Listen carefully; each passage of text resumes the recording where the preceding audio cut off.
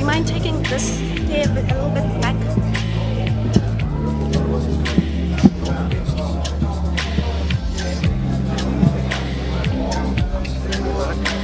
Just a little bit. Thank you. Is it too low now?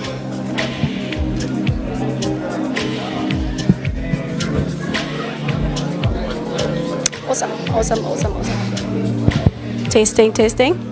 Ladies and gentlemen, good morning. If you could please settle down.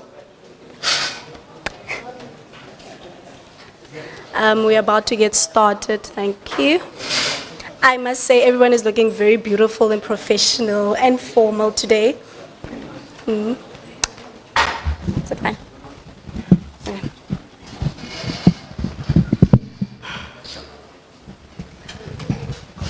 Thank you.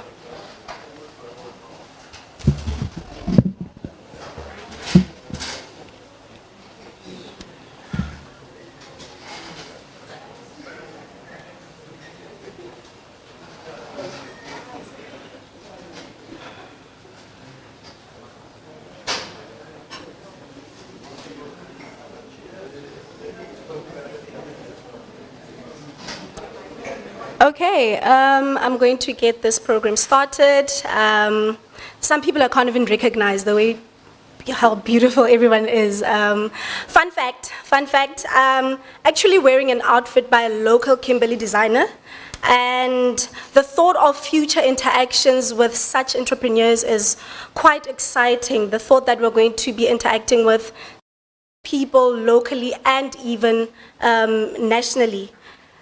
Ladies and gentlemen, good morning. My name is Boto Enele. I'm a lecturer in the School of EMS, and I will be your program director for the day.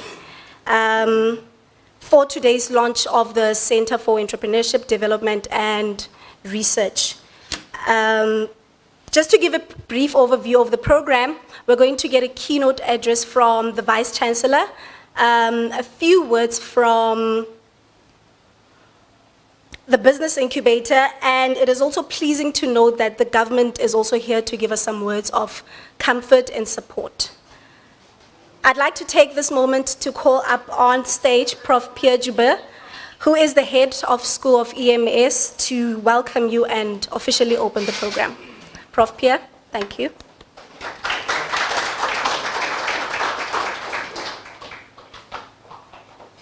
Do I need to get up onto this Botu box? Good morning, Vice Chancellor, Professor Crouch, our distinguished guests, Professor Tami Mazwai, Mr. Daryl Christians there at the back, colleagues from EMS, colleagues from other schools and divisions. We really appreciate your support.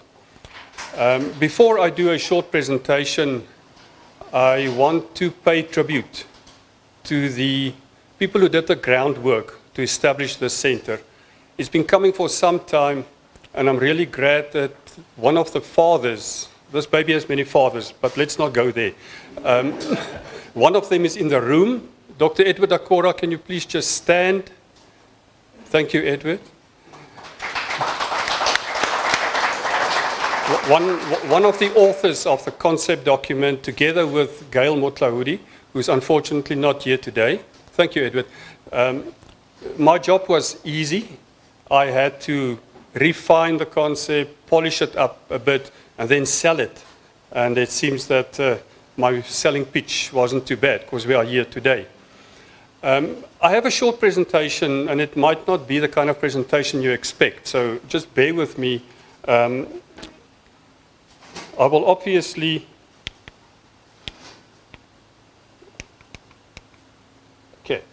I want to start with, good morning, CIO, sorry not for greeting you specifically, thank you. With the focus of this center. And I want you to read this very slowly and very carefully, and you will later see why. And I'm going to read it for you. It says that the focus of CEDAR is to shape an appropriate response to the economic reality of the Northern Cape by bringing the intellectual effort of a university through its research and its teaching to the project of extending the reach of social justice to the most marginal of the surrounding community. Let that sink in for a moment. Now, when I read this, I started to think about some of the key terms in there, and I went on a walk, and I want you to walk with me. Let's see where this takes us. You know these street kids who are there by the traffic lights just outside of, between the municipality and our campus. They were not there when I took this picture, but I found them in town. They are the most marginalized of society. No home, no family, very little income, living on the street. Think about that. This is next to the Robert Sobukwe Hospital. There's 3 gentlemen who call this home. They sleep there. And in the morning they get up, and you can see the middle one there has already folded his blankets very neatly, and he left somewhere to go and try and get some money to get through the day, because they live from day to day. The others were still sleeping, because I passed there quite early in the morning. Marginalized? Definitely yes. On the Boshoff Road, just outside of town, is a huge squatter camp. If you ever drive past there, just take a moment to stop and look at the conditions under which those people are living. I've never seen shacks built with such basic materials as I've seen there. Absolutely no services. No water, no sanitation, no electricity. It's a heartbreaking situation to see people living under those conditions. Some of the most marginalized people in the Northern Cape. Now, this walk of mine was in a radius of not more than 5 kilometers around campus. And you'll remember when we spoke about the focus, we spoke about the community, the surrounding community. This is our immediate community. And immediately within a short while, I noticed the poverty, the hunger, the inequality, the hopelessness of these people. But here, slowly we're starting to get to the good news. In that same squatter camp, I came across, I don't know if you can see it very clearly, but on that shack, on top of it on the left is a Coca-Cola sign. Very strategically placed, because this is right on the corner of the entrance to the squatter camp. So everybody staying there needs to pass here. And that person saw an opportunity. People passing by me needs bread and milk and some basic foodstuffs. And here's an opportunity to provide it to them. So what we see there is an entrepreneur born out of need and necessity, seeing an opportunity and capitalizing on it. It's a start. And that's how entrepreneurs start in life. It's freezing, JW. Can you please? Some of you might know this bus. You've seen it. You drive past it. It's parked opposite. I'm not sure if I can mention the name, but it's a fast food franchise. They make hamburgers. Okay. She's on Yama. They braai meat there. Very popular place. People stand there in queues. And I can tell you their food is much better than the place opposite the road. And it's more affordable as well, and it's more wholesome. Very interesting story here is the other day the traffic department came, they towed that bus away and impounded it because it's not roadworthy and it's not licensed. But the people running the business said, but we're not driving anywhere. We are parked here. They said, it doesn't matter, you're parked on a public road.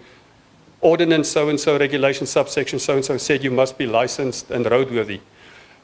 Immediately, their business came to an end. Of course, they used that bus to store their furniture, their benches, their braais, their grits, etc. So it killed entrepreneurship just by an action through the traffic department.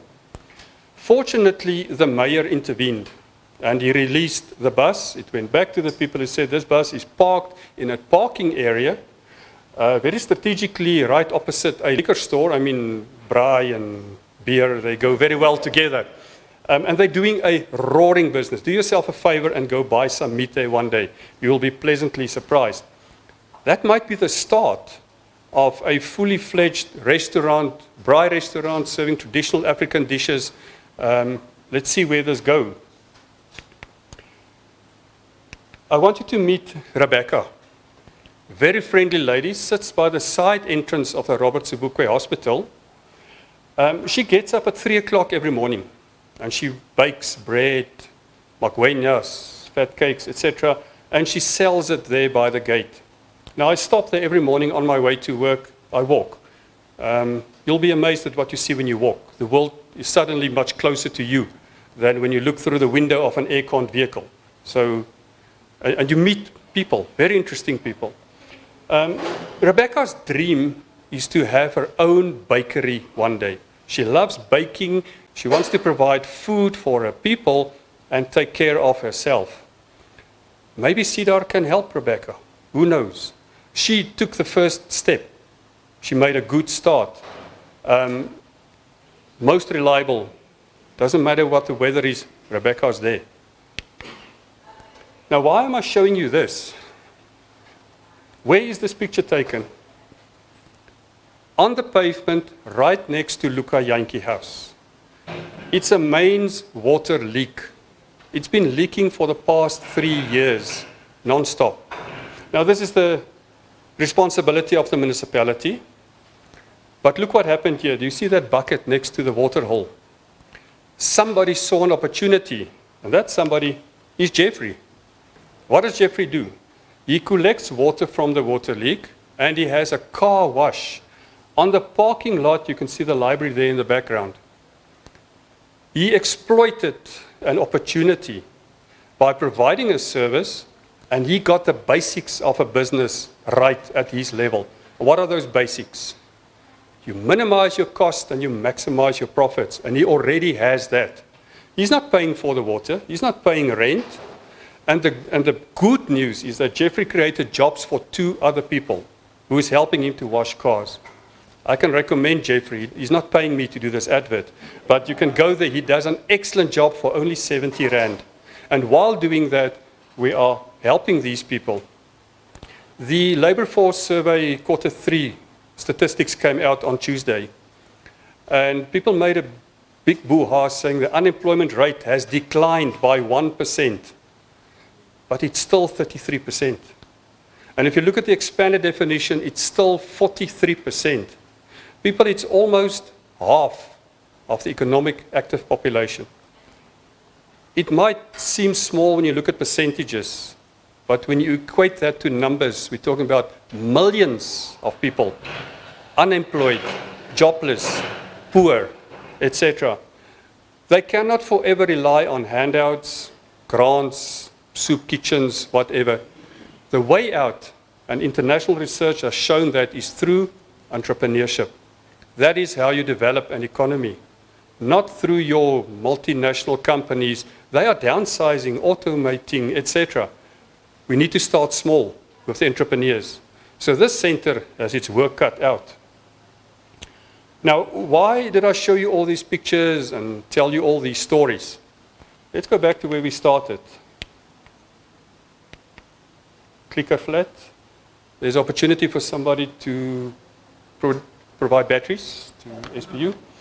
Okay, if we go back to the focus of the center, which is where we started, we spoke about a response. CEDAR should be that response. CEDAR should take up the responsibility of changing the lives of the marginalized. And we saw a few of them. And it's a few people in a very small space. I fear to think how it looks like in the rest of the province. I think there are many more communities where the suffering is even more. And the way out for them is through entrepreneurship. We owe it to these people. And I see Professor Peters is making copious notes there, Prof. Huge task on your shoulders. I showed you the economic reality, the poverty, the hardship, etc. And I showed you the faces, not just the names and the numbers, because we're talking about people.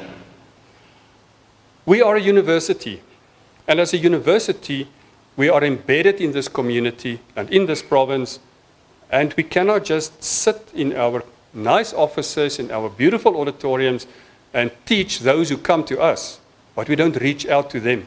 And we are aware of their circumstances. We are aware of the need in society. but we look the other way. We cannot do that. University does research, and my hope and my wish is that this center will not become another self-serving research entity, of which there are examples, whereby you find academics doing research, they are publishing their articles, they are collecting citations, they're getting promotion, but so what? What is the effect on the people that I showed you and all the others I did not show you? Teaching, not just the students who register and who's funded by someone who come and teach, teaching those who have an inclination to start up a business and provide for themselves and their families. The teaching can take place on the streets, and I'll be one of the first to do that. Those street children I showed you, they are my children, and they should be yours as well. Social justice, that's one of the pillars of this university. We cannot just frame it and hang it on a wall somewhere and say that's what SPU is about. We should put action to words. I showed you the marginal, the most marginal, and I showed you a glimpse of our community.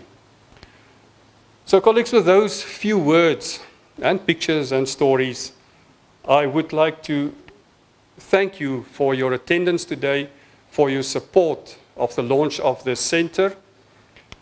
You are more than welcome here today, and I think the program said that's my task to open and welcome, but you mustn't give me an opportunity, Botu. And at the same time, I would like to thank the people who participated in putting this event together. Where is my patience? I mustn't lose my patience. She did a great job together with Institutional Advancement to put this event together. And I also would like to thank the VC for his interest in our school and the center, and also for very generously sponsoring this event. VC is appreciated, and the presence of all of you are most appreciated. Thank you very much.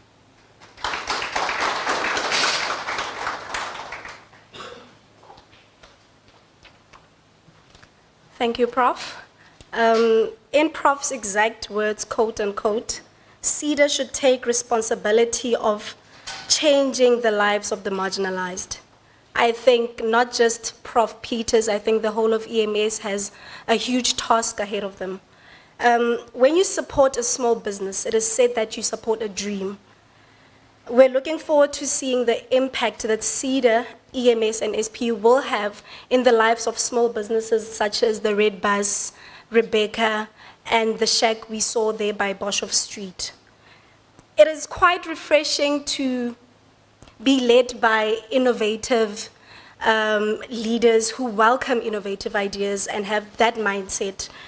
Just in the past weekend, we had the second annual VC cycling challenge, and it seemed to be a huge success.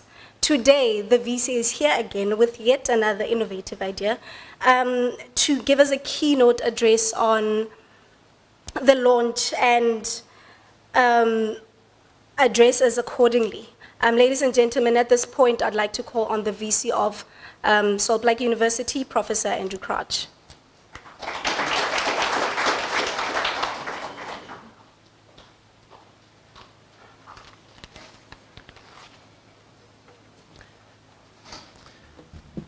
Thank you very much, Program Director. I'm just going to adjust the mic.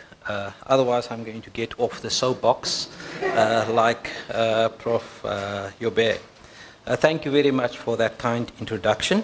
I should just say for the record, before I welcome everyone, although it was called the Vice Chancellor Cycling Challenge, I did not challenge anybody this year because I did not, unfortunately could not take part, but definitely next year, and I promise I will not come last.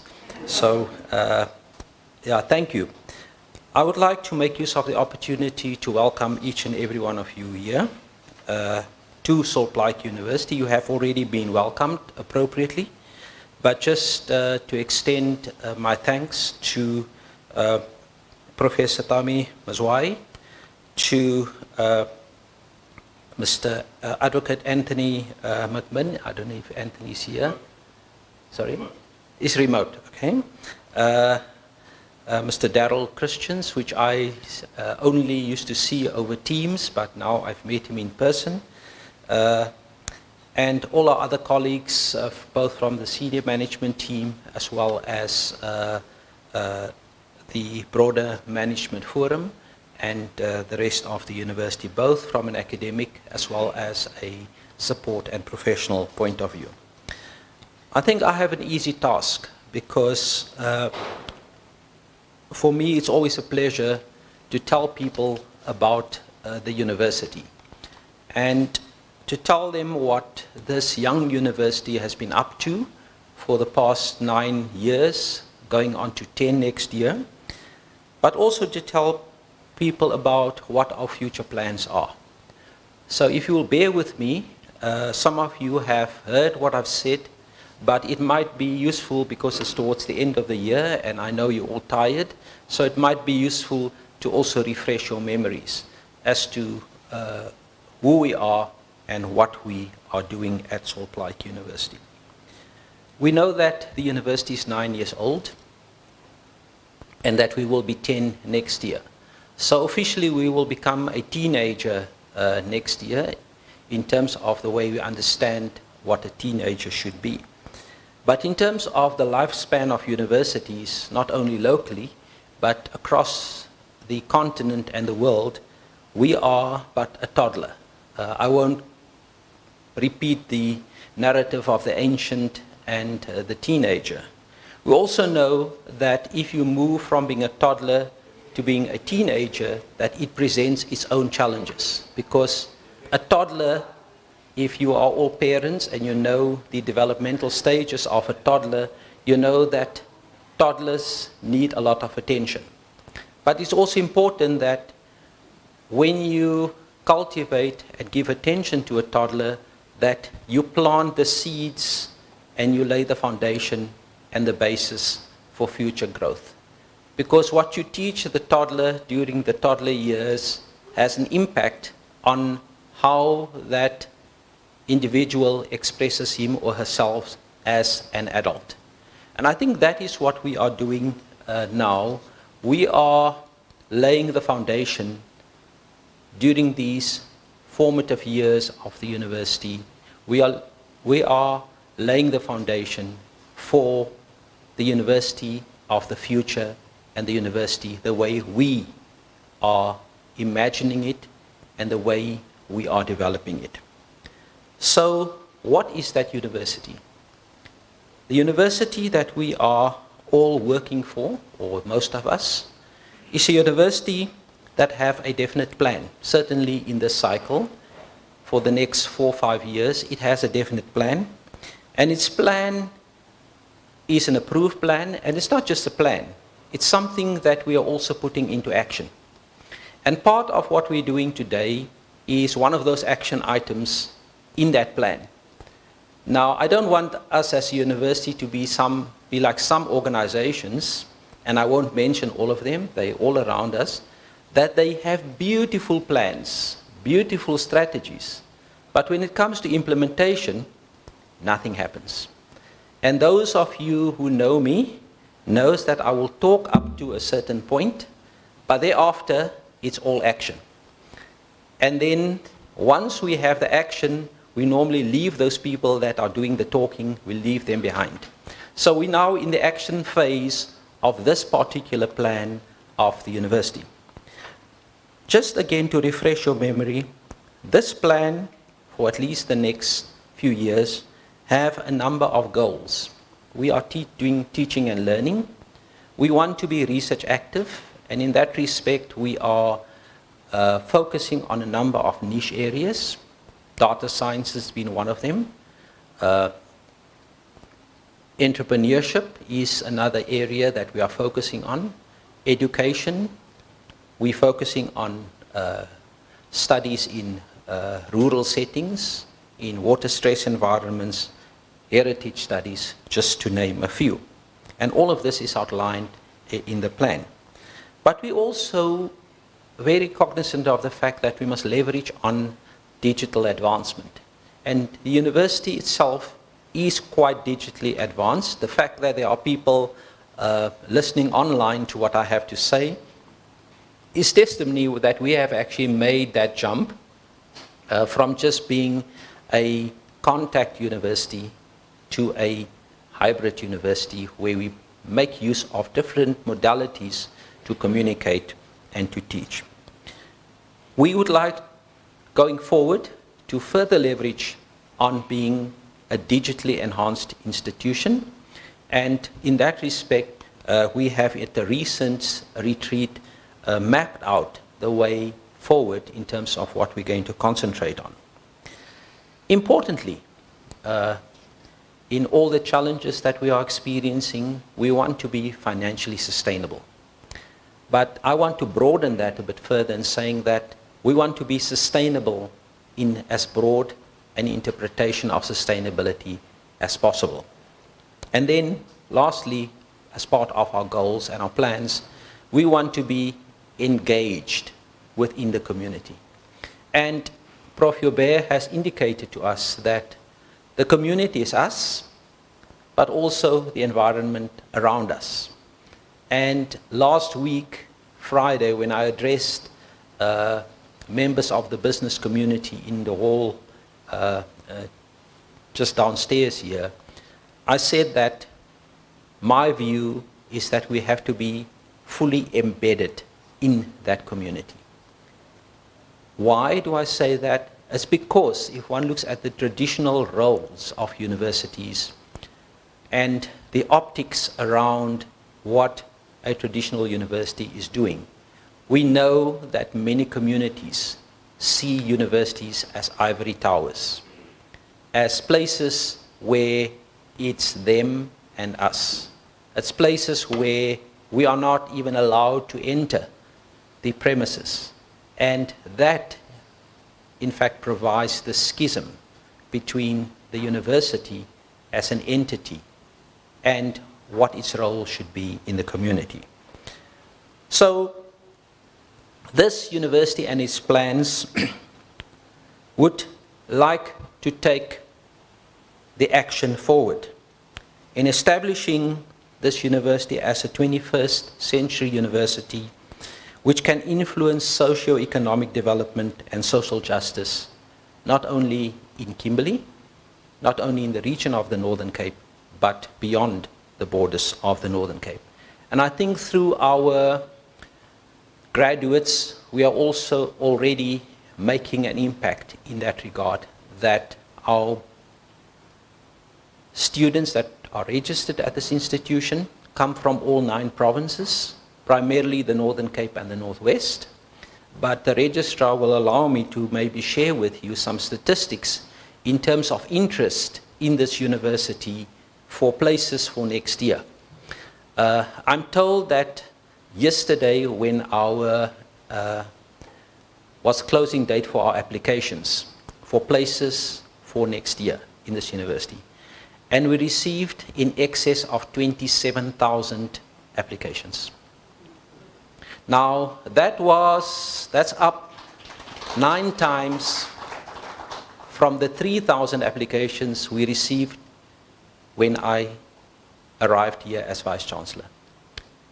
And I promise the university community that we will make concerted efforts to reach out to our communities to make sure that we socialize the concept of a university, so that we socialize the concept and the practicality of access to the university. So I'm heartened to see that we are making headway in that way. We even known in Gauteng, believe it or not. I believe that most of the applications from that cohort, or 27,000, come from Gauteng. I don't know why Gauteng, because they have 4 universities there, and maybe they don't like the universities. Maybe they've heard of Salt Lake University and what we are doing. So I believe that in society, there must be a broad understanding and a commitment to the principles of human rights, social justice, and sustainability, which this university, as a university, is striving for.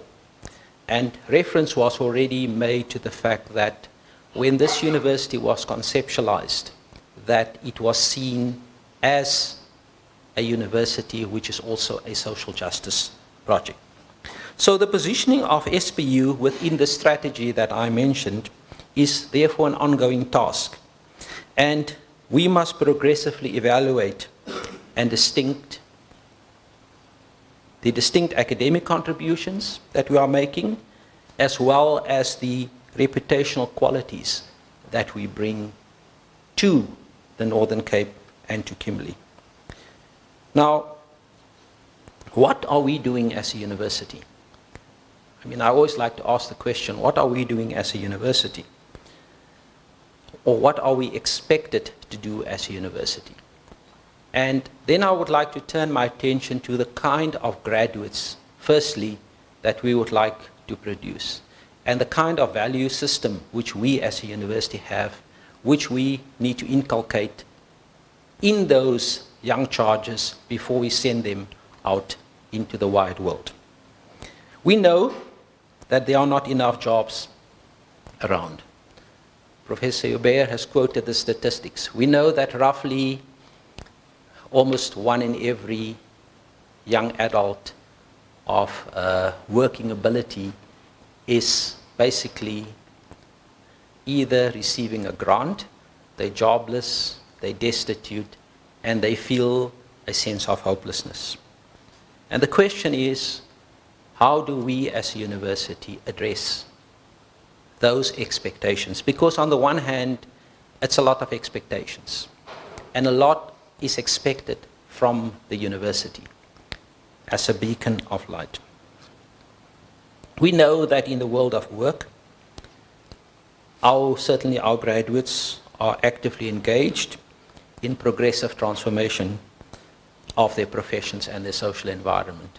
And from time to time, I get some feedback from the registrar on some of the work that our teachers are doing in the community. Some were firebrands on campus, and they thought they would change the world. And then they go out to the community, they become teachers. And when you ask them, you meet them and you ask them, so how are things going? They say, Prof, we had a good life at the university. University life was good because we were allowed to grow, to experience. But now that we are there, we are told by the principal, you mustn't come late. You must do your work, you must do this, and you must do that. But I think it's heartening for me that those very students who were criticizing the establishment, and we're all young, criticize the establishment, that they adjust to the world of work. During the course of this year, we had a graduate exit survey. And the survey was actually heartening because quite a lot of our students get jobs reasonably easy. But there's a component, and it's only in certain graduate degrees or certain degrees where students struggle to get work. And we have to use those signals to adjust, because that's an indication to us of what society out there is needing. And by society, I mean also the world of work. And hence, entrepreneurship, not only as a concept, but as an academic pursuit, is becoming so important that we integrate that into our curricula, we teach it. We take the best elements of learning and research, and we actually integrate it into our curricula. And the wish here is that as part of the center, we will also develop curricula which can become part of the curriculum of every program that we are offering. Just as we expect our students to be digitally literate, to be able to write, to be able to string a few words together in this foreign language called English, We also need to teach our students the basic concepts of entrepreneurship, and certainly some literacies in financial management, because those are the things that they need. So we regard ourselves, therefore, as an innovative university. So one of the elements of a 21st century university is that there must be innovation. And an innovative university is slightly different, but have similar elements to a traditional university. I would say these very old universities, the 1,000-year-old universities, are traditional universities. The comprehensives that we have that may be 50, 60 years old, they are also traditional universities, but they have transformed in the right direction. The new universities, like Saul Plaatje universities, should be innovative universities. So, innovative universities offer the elements of traditional universities. So we offer degrees, bachelor's, master's, doctorate degrees. We also offer diplomas and certificates. But we have now innovated one step further, and we are offering short courses also now. So we are now taking the next step in unbundling the traditional programs and offering it in bite sizes. It's almost like you're now offering a bouquet, where an individual can pick and choose what they want to do. And I think this is encouraged. And that is why we recently launched also the Center for Continuous Professional Development. One of 3 centers that we have launched for this year, showing our intent as a university. I'm hopeful that the launch of the Center for Entrepreneurship, and there's a long name after that, which I think caused a lot of consternation and debate, but we eventually agreed on the name, which in short is an acronym CEDAR.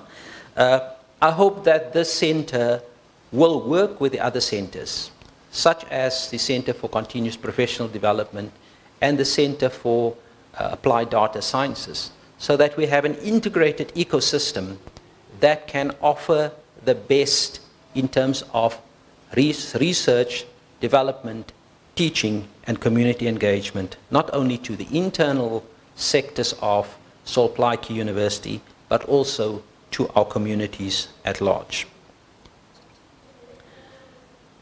What have we done within this innovative space as a university thus far?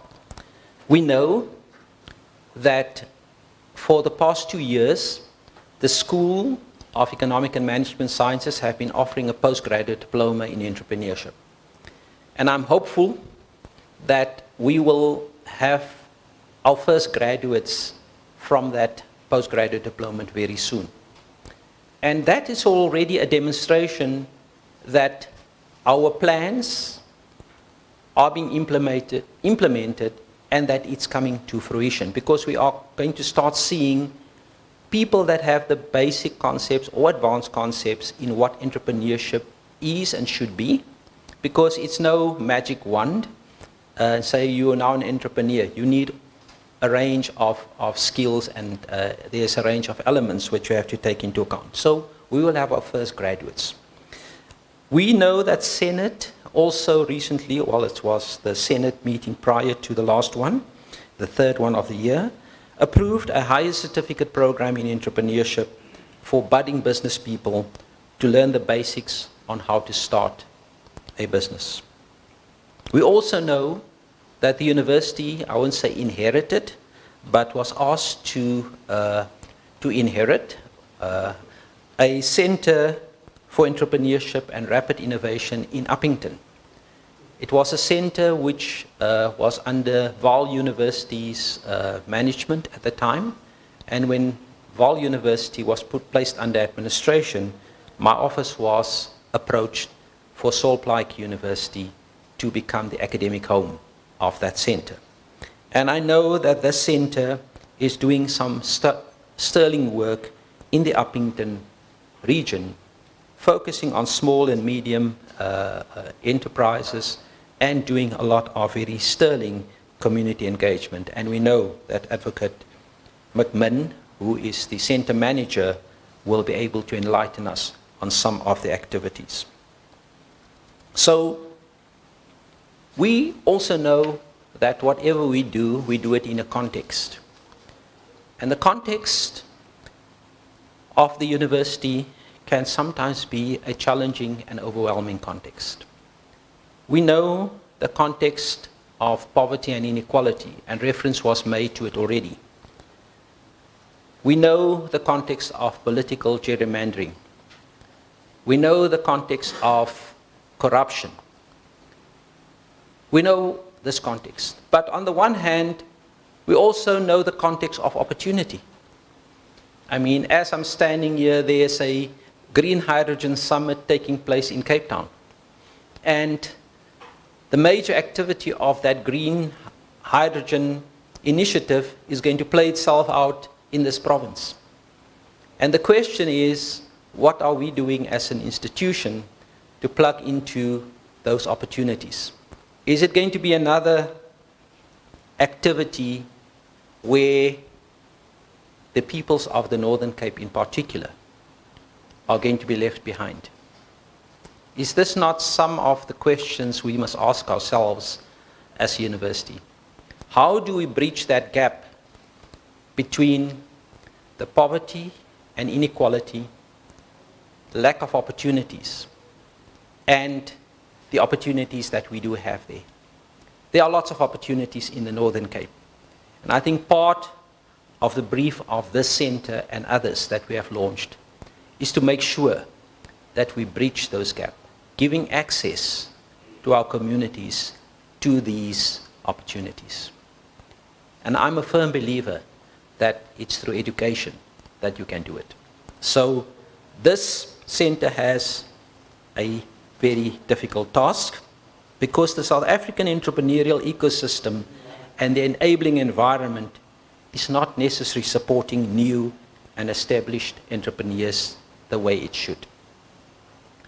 I've been given the stats, and I'm going to quote some of it. It says that the National Entrepreneurship Context Index, or NECI, which measures the quality of an economic entrepreneurial ecosystem or environment for entrepreneurship, ranked South Africa as the 6th worst on a global scale, with a similar index to countries like Iran and Sudan. At least those countries have oil. We have coal, however. So we are doing very badly in terms of supporting entrepreneurships and startups, because we know that people that start businesses,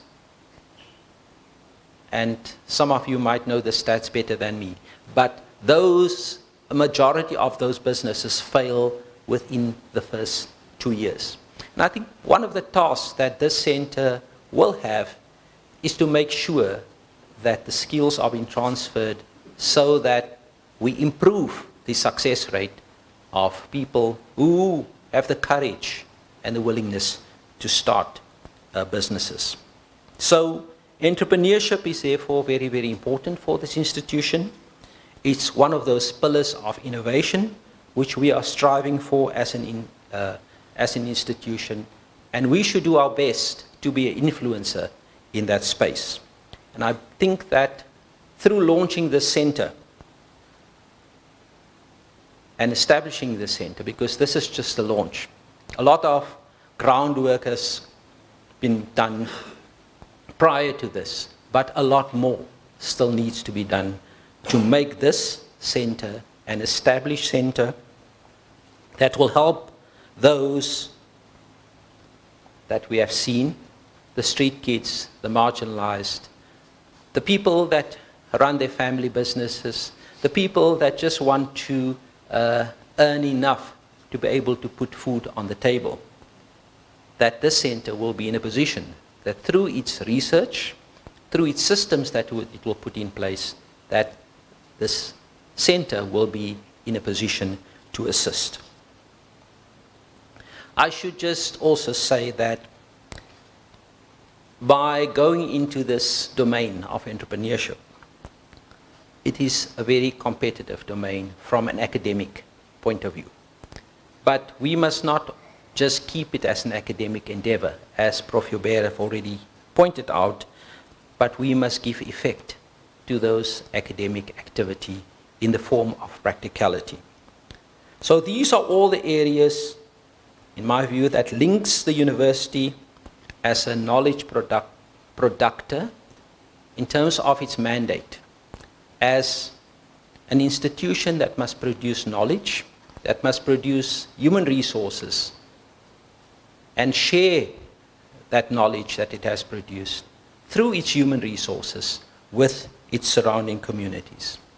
I'm hopeful that through this endeavor, which we regard as a breakthrough initiative, we are pioneering and be a pathbreaker to enable our strategies to be given effect. Where possible, these breakthrough initiatives must have potential for multidisciplinarity, and I've already referred to the fact that don't let it just be a center in the economic and management sciences, because entrepreneurship takes place across disciplines and across fields. It's like a big problem which needs all the elements and all the knowledge that the university have at its disposal to be able to make a success. So my hope is that the center, Prof. Peters, will reach out not only to the communities outside of Plaatje University, but we must look at our own doorstep first and engage with colleagues in the other schools and the other disciplines. Importantly, we must never forget that with these initiatives, we need partners. And I see there are already a few people in the room which are partners to this initiative. We have already partners in the form of USAF, the USAF initiative. There's a student entrepreneurship forum. There's forums also for staff. So on a national level, it has been recognized as a key driver for success in the academic and educational domain. But we also have other partners, economic affairs, education, and the other departments in the province, as well as businesses who are very interested in this concept of entrepreneurship, this activity of entrepreneurship. And during the past few weeks and before, with our Director of Institutional Advancement, we have been talking to quite a few stakeholders who've shown a keen interest in partnering with the Center for Entrepreneurship at Plaatje University. I refer to it in short as the Center for Entrepreneurship because I know that the other terms are too long and sometimes it's tongue twisters and I don't get all the words out in the way I would like to. So we already have some of these partners, but we are welcoming more of these partners, people that are like-minded and people that are prepared to put action to their words, so that entrepreneurship at Plaatje is not just a plan, but that it is a reality. So with those few words, I am looking forward to the activity and the contribution this center can make to the development of the Northern Cape. Thank you very much.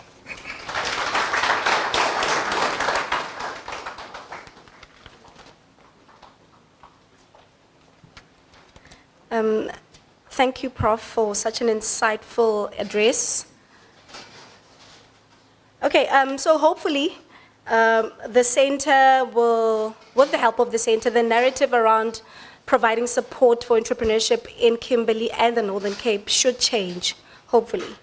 And also, I am proud myself to be a part of a young, innovative university that is vibrant, that is a university of people with action and doers, where creativity and fresh ideas are most welcome.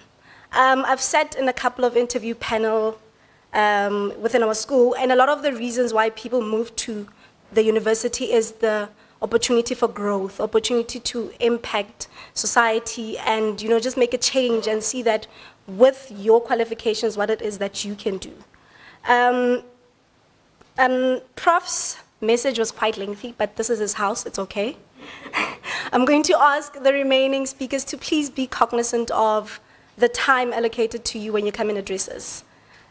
With that being said, I'm going to call upon Professor Ricardo Peters, who is the director of he's the head of the center, and he will be officially opening and launching the center for us. Also, Prof, in short, you can just call it CEDAR. The long words also just get to me.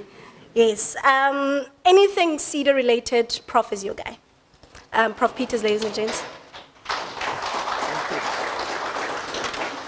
Thank you. So, ladies and gentlemen, when I woke up this morning, for those colleagues that know me, I relate a lot to music. So when I woke up this morning, the song was playing in my head. Some of you might know it. It's by the Black Eyed Peas. What is it? Tonight's going to be a good night. And I said to myself, today's going to be a good day. With I suppose being involved with these type of initiatives for almost 20 years, the scary part is not the launch. This is the easy part, as Prof Crouch has indicated, is the execution, getting out there, getting involved with the communities. I, too, hate the fact that many of these centers that have been started at universities become glorified. When you engage with the communities, all they tell you, we only see them when they want data. Then we don't see them again. Prof, I'm going to guarantee you now, this center will not be that. Professor Hubert, you spoke, I made notes when you said should. You used the word should. And then I changed it, well, it must. You referred to CEDAR should. CEDAR should do certain things. CEDAR is going to do certain things. So, on that note, ladies and gentlemen, it also be remiss of me not to greet our VC, Professor Crouch, members of the senior management team, our registrar, I recognize you, our CIO, I see him around here, yes sir, our COO and other members of the SMT, Professor Hubert, our head of school, Professor Ndoforepi, I note you over there, sir, welcome. Our special guests, Professor Tami Mazwai, myself and Professor Tami Mazwai, coming for quite some time. We were having supper last night and reflecting on how long we've been working on projects of this nature. Also, Mr. Daryl Christians, welcome, sir, Chief Director from DDAT. Always good to have you around. We've also been in some engagements before, and we are looking forward to positive engagements going forward, because also as the VC referred to earlier on, this is not something that we can do on our own. And the reason why I sat and I was smiling this morning, also I know that the VC is here today, and many universities, I'm saying this tongue in cheek, they pay lip service to these things. The management, we talk about entrepreneurship being important, but when it comes down to the crunch, you don't see that. And here I feel that our VC and the senior management takes this very seriously. I noted very earnestly a few weeks ago when the VC spoke about joining SPU and putting on Strategic Goal 5 onto the 2020-2024 strategic plan of the university, which speaks to community engagement as a scholarly activity, and the last point speaks to entrepreneurship. I wrote it down, engaging entrepreneurship and innovation with our communities and within our communities. Now, ladies and gentlemen, these are, as was emphasized by Prof. Hubert and Prof. Crouch, you know, I know, I mean, having been involved with these type of initiatives for many years, very easy to talk, you know, but to execute is something totally different. But we are nonetheless going to do our best. My presentation is not as interesting as Prof. Crouch's or Professor Hubert's, but nonetheless, I'm going to start off with some data as an academic. And basically what Professor Hubert and Professor Crouch referred to is emphasized in the data that is available. If you look at those that are mostly affected by poverty, you'll see that it's mostly your youngsters, 0 to 17, and then those 18 to 24. Many of those students in the Northern Cape, Eastern Cape, and the more poorer provinces around the country, also those that feed into that 27,000 that Professor Crouch was talking about, that get the opportunity to go into university. So you go from the rural areas and you come into these environments, a university, you get to educate yourself, life is different. And then we also see it play out. Many of our students, they don't even want to go home at the end of the year because they're going home to a not so good environment. So this graph, why I've included this and the next few, is also to give us context so that we can also understand the community that we serve and the role that we have to play with our strategic partners to make a difference in the lives of these people. Driving to South Campus this morning, myself and Professor Mazwai were sitting in the car. I got a call from the HR director from Sea Harvest, and I'm proud of this because it means we're hitting the ground running. A couple of weeks ago, we prepared a proposal for mentorship programs on the west coast of South Africa. So Honderklip Bay and Port Nolloth. And today they sent through the service level agreement for signature of our VC. And obviously I said, no. Can't go so quickly because we're having our own launch of our center today. And I know you guys also want to brag on that side that you've signed a service level agreement with SPU. And Dr. Botha called me and said, yes, I'm driving. I'll be there tonight. I want to announce it. I said, sorry, my friend, it doesn't work like that. You know, I mean, you know and I know it goes to our legal, and then ultimately it's scrutinized. The VC will scrutinize, then it's signed. What I will do is I'll send you an email. Thank you, well received, and we will forward it on, and you should have feedback next week. But I mean, obviously, I know we'd want that few hundred thousands, and I've dealt with them before, and my motto is also always been, take what you can and fight for the rest, Mr. Somponda. Right? Take what you can and fight for the rest. So we've landed a couple of 100,000 to run those mentorships in the fishing communities, the cooperatives. So I think that's a good start. I'm proud of my colleagues that I work with in entrepreneurship, Dr. Dakota, Dr. Johan van der Spey, Fettinelt, and the rest of them. You know, I mean, I believe we've got a good team here. We've got good support. And Prof, it can't just be the center within the EMS. No. We'll be engaging with everybody else to get everything going. But let me go on, because otherwise I'll be talking here for the next 3 hours. Also, just an indication, ladies and gentlemen, if you look at the unemployment stats from Q1, quarter one of 2022, you will see that the Northern Cape, I always say this is the narrow definition of unemployment. It looks good. For females, it's 23.2%. For males, it's 26.4%. The broader definition is obviously probably over 40%. In South Africa, we still have, and I mean, I'm talking about one factor that I consider is probably also very controversial, the issue of inequality. It's quite rough in South Africa still. And if you engage with many entrepreneurs, as I have over the years, they cannot access funding because they don't have security. They don't have access to land. And you know, when you walk into the bank, you don't have a proper business plan, you don't have security, you don't get the loan, you know. Whereas if you have security, your chance of getting that loan is much better. This picture says a lot. It says that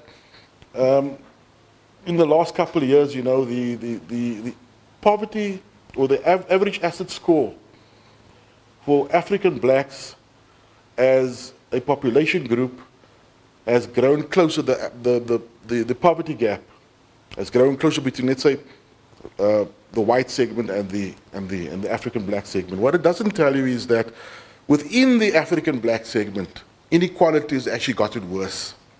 So you have a situation now where there might be more millionaires and billionaires in your African black segment, but for many people on the ground, the reality hasn't changed yet. They're still suffering the same injustices that they've suffered pre-1994. Some more of the context background, ladies and gentlemen. In the next 3 decades, 60% of Africa's population will be under the age of 25. So we've got a young population. Probably applies also in many respects to South Africa. Sub-Saharan African population is projected to double by 2050. So there will be more poverty if centers like these, in conjunction with strategic partners, don't actively put mechanisms in place to address the challenges we face. Youth unemployment in South Africa is 66%. Like I said, I always say, depending which stats you ask. So if we want to address the issue, the current issue, we need to create about 220,000 jobs a day. And in research that I've done over the years and that I've always followed, I know for a fact that one of those means of creating that enabling environment is entrepreneurship. And we should be pursuing that actively. The Northern Cape is very sparsely populated. It only contributes about 2% to the GDP. We've mentioned that it's got a high unemployment rate. There's an over-dependence on highly variable sectors such as mining and transport. There's a well-established agricultural sector, but that only contributes about 20% to employment. Now, other global forces, ladies and gentlemen, such as climate change, commodity price fluctuations, these also impact on the sector. And if we go back a couple of years, 2-3 years with COVID and these type of impacts, then it's important that a center such as CEDAR works with other centers at the university and also with other strategic partners around the country. Also, the Northern Cape is it part desert, Prof, or is it part arid, or is it part desert? You know, so there's semi-desert, there we go. And there is a lot of, I mean, even in a semi-desert environment, there's still people living there, there's communities, there's settlements, and also we need to work on serving those communities, because those are the poorest of the poor. Some of the challenges that I've picked up in researching SMEs is lack of proper training and education, and this is where we got a bigger role to play. I've quoted some. Sorry for the too much information overload. Was always when I look at a slide, I don't like to see it too busy. But what I wanted to bring across here is that, you know, there is a positive correlation between entrepreneurial success and a level of education. That is a fact, right? Access to finances.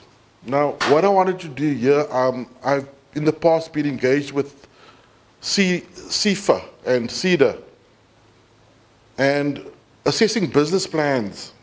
You know, if banks are, 75% of bank applications for SMEs are declined, and one of the main reasons for that is obviously the first one being the contentious issue of the security, but the second one also being the issue of proper business planning. Can you prepare a proper business plan?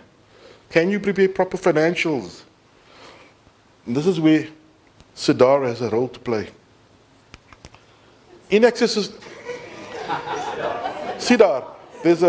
There was a musician many years ago, Prof. Abracadabra, CEDAR. I don't know, Prof, if you recall that Afrikaans gentleman. Yeah. Market inaccessibility. You know, I mean, how do we put mechanisms in place to assist SME owners? I was with Mr. Daryl Christians a couple of weeks ago in Uppington, we had a topic on clusters. I mean, that is a brilliant area of research and also a mechanism that we can practically implement that can fundamentally make a difference in particular SME ecosystems. Then also your constraints imposed by the policy environment, red tape. Sorry, Program Director, I'm going to speed it up. Otherwise, I think I've got another 50 slides to go.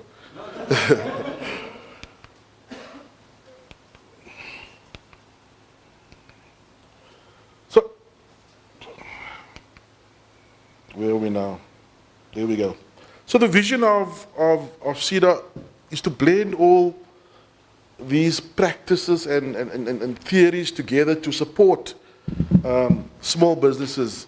I always say to create research of relevance that is impactful, short courses that's going to address those issues. It's there. It's not rocket science. When I go to these functions and people ask me, where do we begin? Start, once you've done your research, because I know for a fact, there's no politicians in the room, so I can say this. When I go to these functions and people ask me, or people say, our politician heads would like to know what the academia is doing here. I take offense, because maybe if those politicians had a certain level of acumen, we wouldn't be in the situation we find ourselves in. So, I've also included Strategic Goal 5, Prof. Crouch, because the center speaks directly to addressing those issues that is listed over there in our strategic plans of the university. There's alignment. I want to show that there's alignment between the two. I've mentioned this before in terms of pedagogy, our teaching, our programs, producing programs that are relevant, doing research that is relevant, and also entrepreneurship development initiatives that I will just, in the next 2 minutes, just expand upon. So in terms of pedagogy, I think Professor Crouch and Professor Hubert has referred to this. We have a PGW in entrepreneurship that has been ongoing now. A fair level amount of success has been achieved. I teach on the program. I would like to see more students get involved there, though. We're going to introduce a higher certificate in entrepreneurship, and we are very much interested in is the generic short module, the short courses and the generic module, because I believe if you want to, one step that we could possibly implement to bring about change at university level is to embed entrepreneurship across your faculties, across your schools, and I always want to say make it compulsory, but I know a lot of universities will say, no, we can't make it compulsory, we can make it as a subject, as an elective or something, but to offer to all our students, to make sure that we inculcate that entrepreneurial mindset, and that's one thing that's lacking, unfortunately, within our students and in our communities, the proper mindset to start these businesses. The short courses, we've developed a couple of short courses, as Professor Hubert has referred to. There are more coming. I had a good conversation a couple of days ago with a gentleman about finances, and I know that I ran a young investor program where we also took people from the historically disadvantaged areas and gave them the proper tools to trade online. Can you imagine sitting in Pitsonderwater, but you've acquired trading skills in trading shares and investments, and now you can make a bit of money for yourself, a skill that is useful. Also future leader programs that we're looking to introduce that I want to put forward to the head of school and the university that we can implement. In terms of development, I'm not going to spend a lot of time here, Program Director. I know that we have Mr. Chad Lucas, who will be talking about the activities of the Economic Activation Office. We have Advocate McMinn, who's online, that will be talking about Safiri and their activities. And let's hear more from them. In terms of research, ladies and gentlemen, and this is what I've put down, but I know there's much more that we can do, looking at entrepreneurial cognition and the impact of organizational growth.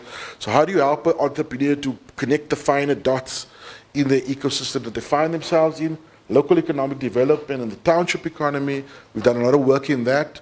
I'm glad to have Professor Mazwai here today. I take him as one of the foremost authorities in the area of the township economy. and he will expand more on that. SME developments and its constraints to growth, a very important part because we've been 28 years into democracy, and the government has put many mechanisms in place to support the SME sector, but it's been unsuccessful. And I'm saying, my view on the situation is that we're all kicking towards the same goalposts, but we're missing because we're not working together as a collective. I'm talking about society, the private sector, the public sector, and higher education institutions. Then also performance measurement systems in SMEs. I've actually just developed one now for the mentorship in Port Nolloth that we will be using. In terms of implementation, ladies and gentlemen, today's a big day. It's the launch. From 1 year from today, we will come back and we will celebrate our achievements, what we have done so far. In the interim, we will be developing strategic plans and business plans to set up the center. Obviously, as with anything in business and entrepreneurship, things are fluid and we know things will grow as we go along and might even morph in a different direction. We're going to apply for funding. I'm going to be on it from now onwards. I'm going to be on it with corporates. I'm going to make a concerted effort to get hold of all my connections, all that. We had filofaxes before. I get on my filofax and contact the necessary people that I used to know and ask them, and if we want 15 million, Prof, I'm going to ask them for 50 million. And then when they come down, they'll stop us at the 15 million. Then also, very important, ladies and gentlemen, it's the networking and building of partnerships, because you can't do that in isolation. You know, if we want to be impactful in the Northern Cape, in the communities that surround us, and Professor Hubert has even alluded to the areas that we serve, right on our doorstep, the level of poverty, then obviously we cannot do it on our own. You know, I mean, I remember sitting in meetings and being told that is not our core business as a university. Our core business is teaching and learning and internal, so that is inwardly focused. So we will be inwardly focused, but also externally focused on addressing the issues, because if we don't address these issues, we all know the consequences. High levels of crime, high levels of poverty, and all these other things will persist. So, hey, it's done. Thank you very much. Thank you. I thought there was more.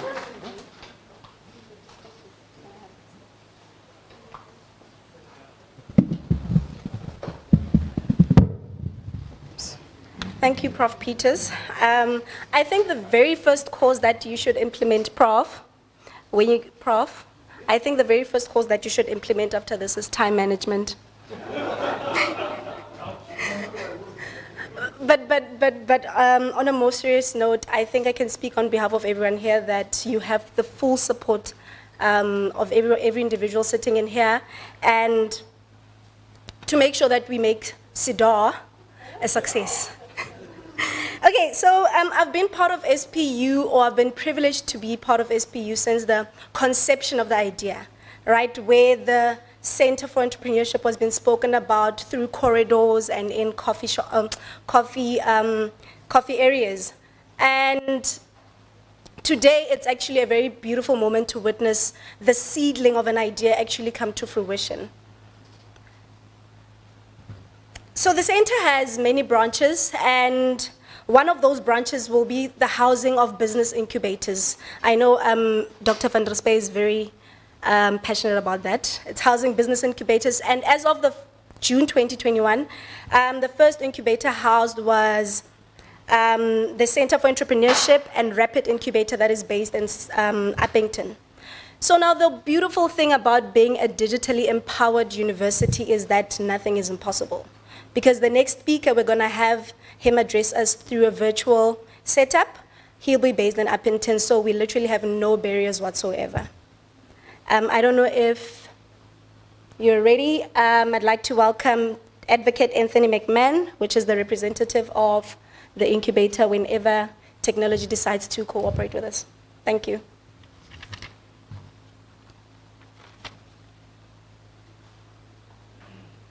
Thank you, Program Director. Tell me, am I audible? Yes, sir, you are. Okay, thank you. So unlike our other speakers this morning, I'm not wearing a jacket or tie, and I'm sure you'll excuse me because firstly, I'm in Uppington, and secondly, it is 40 degrees Celsius here already today. So good morning to our special guests, Mr. Christians, Professor Mazwai, and other guests. Good morning also to Professors Crouch, Hubert, and Peters, and members of the SMT. To all our colleagues, students, visitors, and everyone else in attendance this morning. So whenever one buys a new vehicle or a new appliance, one tends to notice other vehicles or appliances of the same brand. And in the same way, whenever I hear of entrepreneurship initiatives in our province, I not only notice it, but I'm excited by it. Whenever I hear about Saltplatje University's involvement in entrepreneurship, I feel my passion for it coursing through my veins. It is on this note that I congratulate all those who were involved in creating the Center for Entrepreneurship Development and Research. So in my short presentation this morning, and if you will allow me a second, I need to get it on the screen.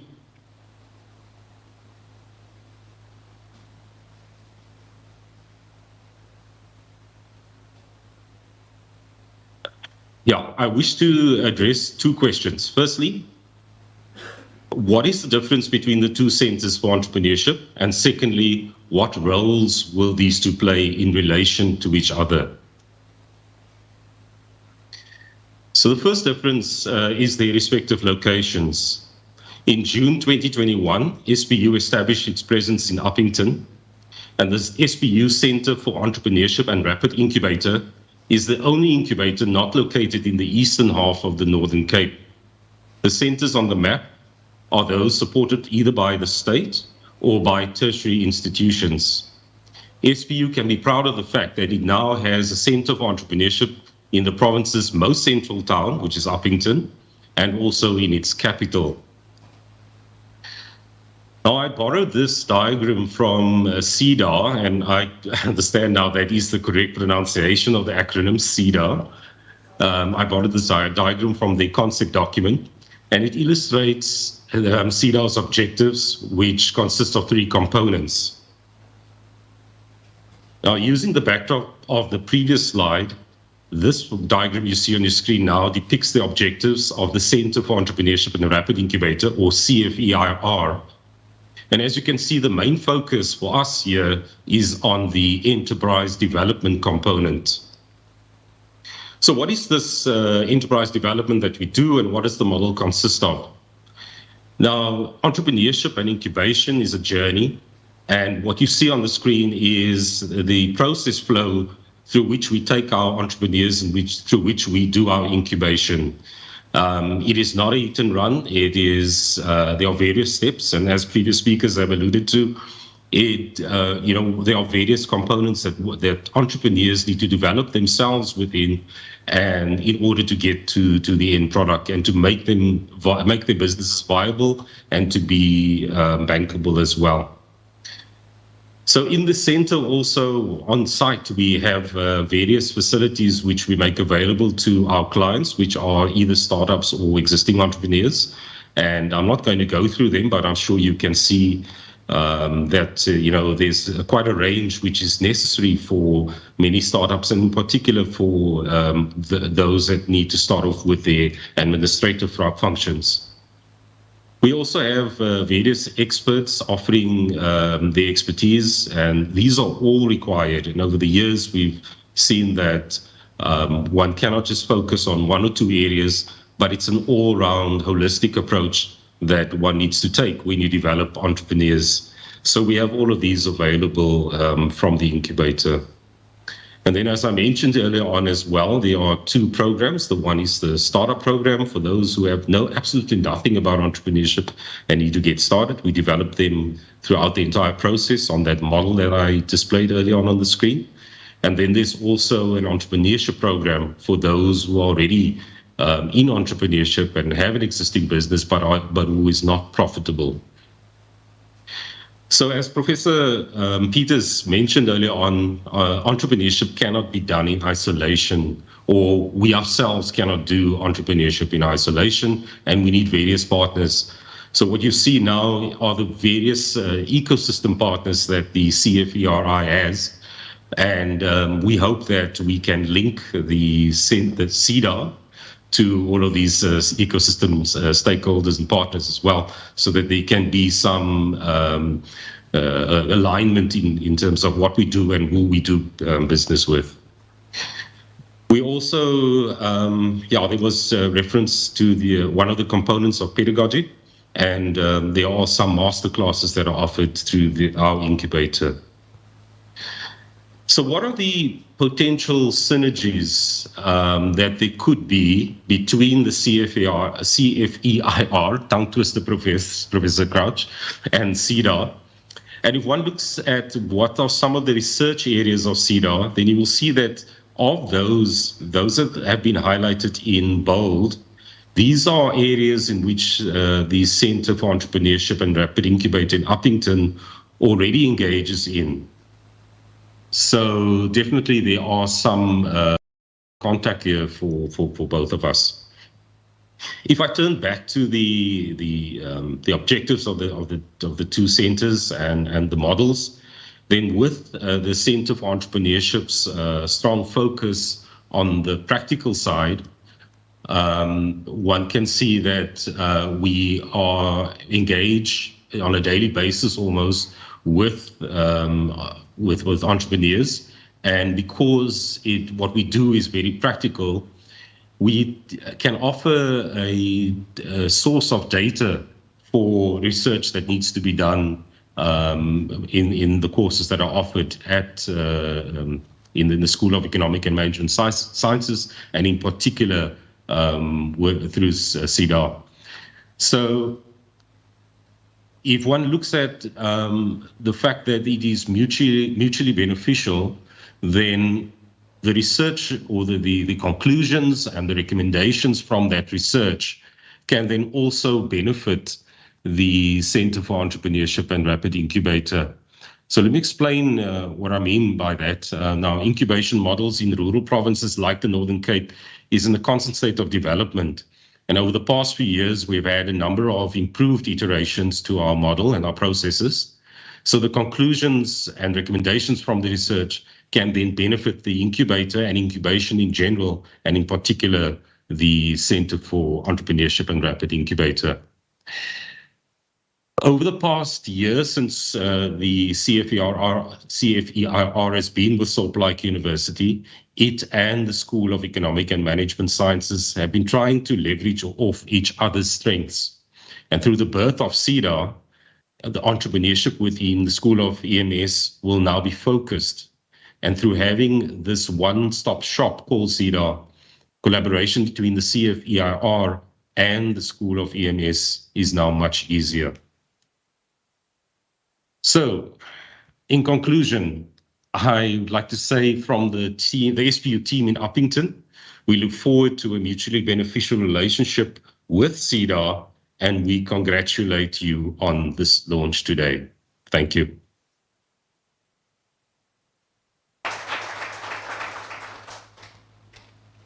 Thank you so much, Advocate. I think the award for the most timiest presenter goes to the Advocate in Uppington, right?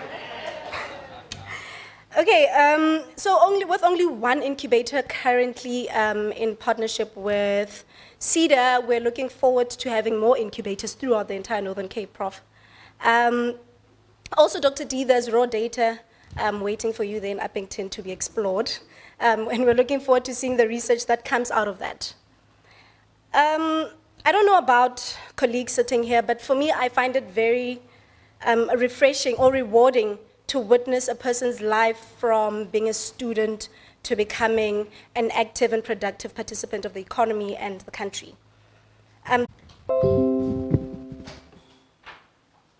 Good morning, everybody. I hope you're well. I had to check my watch to make sure. Prof. Peters, today is a good day. It's going to be a good day. It is a good day. Before I came up to speak, I went to the bathroom and I got a call from somebody that I had met last weekend in Johannesburg during one of my rounds that I have to make with regards to the office. We had the EDHE Entrepreneurship Development in Higher Education InterVarsity Finals and Awards. And there's where you meet people from government, from business, who are involved in the space. And I met somebody by the name of Calvin. He's based in Bloemfontein. And he's affiliated to a company called T3 Communications.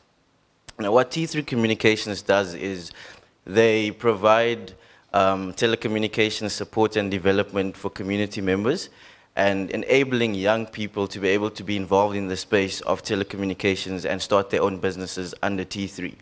And he called me and he said, Chad, I'm on my way to Kimberley. I'm about an hour away. I would love to come and see the launch. I'd love to come and see what you guys are doing in the space and eventually be able to partner with the university to allow for students to be developed with regards to telecommunications.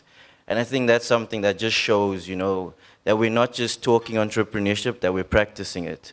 One of my mottos when it comes to entrepreneurship is a quote by Peter Drucker, one of the founding fathers of modern day entrepreneurship theory and management. And he says, entrepreneurship is neither an art or a science, but a practice. And for me, entrepreneurship is all about practicing, doing, not just having theory, but implementing it. To my presentation though. All right. So the Economic Activation Office under CEDAR was established by the EDHE, as I've mentioned, and their primary goal is to advance the development of entrepreneurship. And if you look at what CEDAR's one of CEDAR's three main objectives is to advance entrepreneurship development. So you can already see there's an alignment between EDHE and CEDAR. I'm really not going to go through everything. But the main objective there from EDHE is to equip students for economic participation. And that's really what we're trying to do from the office of the EAO, is to have a walk-in facility where students can come and say, listen, Chad, or listen, Mr. EAO, I have this business idea, or I have this business plan, but I don't know where to get started. I don't know where I can get funding, where I can get support. And that is where the EAO steps in, to provide alignment between university departments, internally as well as externally with stakeholders such as your DDATs, such as your CEDARs, and as well as the incubator in Uppington. And that's really what we're trying to do, is to show students that there's actually an office where you can go. I must say that from last year, we had students, we asked them their recommendations on what they would like to see in terms of entrepreneurship development at SPU. And one of the things they mentioned was that they would like to see an entrepreneurship office. And a year later, we've established this office. So really, you can see the growth that we're having. And you know, we've helped a lot of students already. I've had meetings with some, assisting them in business plans, assisting them on which stakeholders they can speak to with regards to developing their businesses. And the core activities of the EAO is around the EDHE activities, such as the InterVarsity competition, which is a pitching competition that enables students to participate, to showcase their business ideas and their businesses, and then stand the chance to win 100,000 Rand towards their business or idea. And I mean, those are the kind of activities we coordinate. Student Entrepreneurship Week, which celebrates student entrepreneurs, allows them to participate in a flea market to showcase their products to the community. SWEEP, we've launched SWEEP chapter nationally, which stands for Student Women Economic Empowerment Program, to show that we support women, and we realize that there's an under-involvement of student women in entrepreneurship, and we're trying to boost that. SPU has more female students than male students, so we're trying to support these female students in allowing them to be active economic participants. And then we do an ACTIS as well, which is a social entrepreneurship initiative, and which speaks to what Prof. Crouch, Prof. Hubert has mentioned, Prof. Peters, with regards to getting in touch and engaged with the community. We've had our flea market from the VC Cycle Challenge on Sunday, where we allowed members of the community to participate and sell their products at the flea market. And I must say they were very impressed. and they're looking forward to more opportunities where they can also engage. So you can really see that the EAO, CEDAR, what we're trying to do is to engage the community, to engage students, and equip not only students, but the youth of Kimberley and the broader South African community to be active economic participants. Thank you.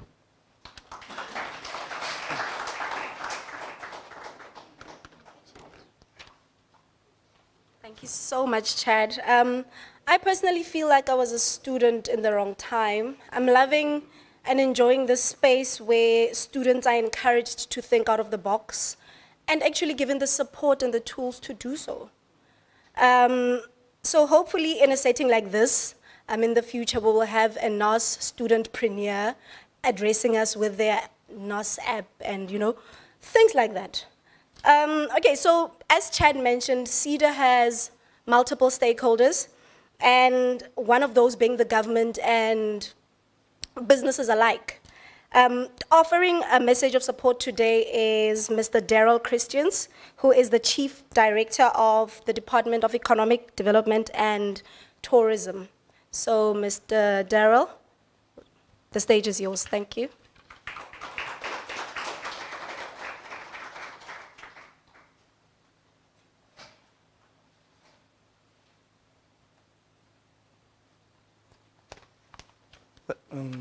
Thank you. Don't know if I should kneel now. This is a lovely feeling, I never view myself as being this tall when I actually stand next to some people. Yeah, but thank you for the opportunity. Just to correct that, I am basically the Chief Director for a particular program in the department which is called Integrated Economic Development Services. Very, very big term. Simply stating, I deal with SMMEs, right, and cooperatives, guys in business, right. Program Director, thank you. And now, if I may just cut through all the rhetoric relating to everyone that's here. I'm feeling quite intimidated for the simple reason that there are so many professors over here, okay? We need to understand that when you reach a professorship, there's a friend of mine that's doing a doctorate. He tells me he must read 10,000 pages so that he can actually make 2 lines to be able to contribute to this, so to the body of knowledge, so to speak. So when we have professors over here, and so many of them, think of how many books they've read, number one. But also, whenever something is conferred on them, you get people invited to come and basically see we are basically adorning these academics on these guys over here.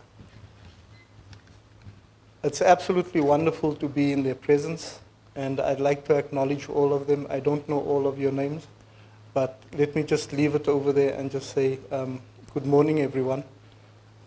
Professors included, senior management of Plaatje, and also dignitaries, senior managers, directors, and students. And also, of course, distinguished guests and ladies and gentlemen. It's a great honor for me to be a part of this special occasion, the launch of the Center for Entrepreneurship and Research. Let me just pause there. I've been listening to the argument as to how you should pronounce this thing. For me, I'll simply say it's CEDAR, because when you go and ogle this thing on Google, it says it is a tree of life. So therefore, this is something that's going to come and give some life here to the Northern Cape. Much needed. And then also when we come to what Advocate McMahon was talking about, I refer to it as being the sea ferry, okay? To just basically journey on the seas. So mine is the simple task of providing a message of support to this intervention, but it would be remiss of me if I should not talk to the previous efforts that played a role in getting us to where we are today.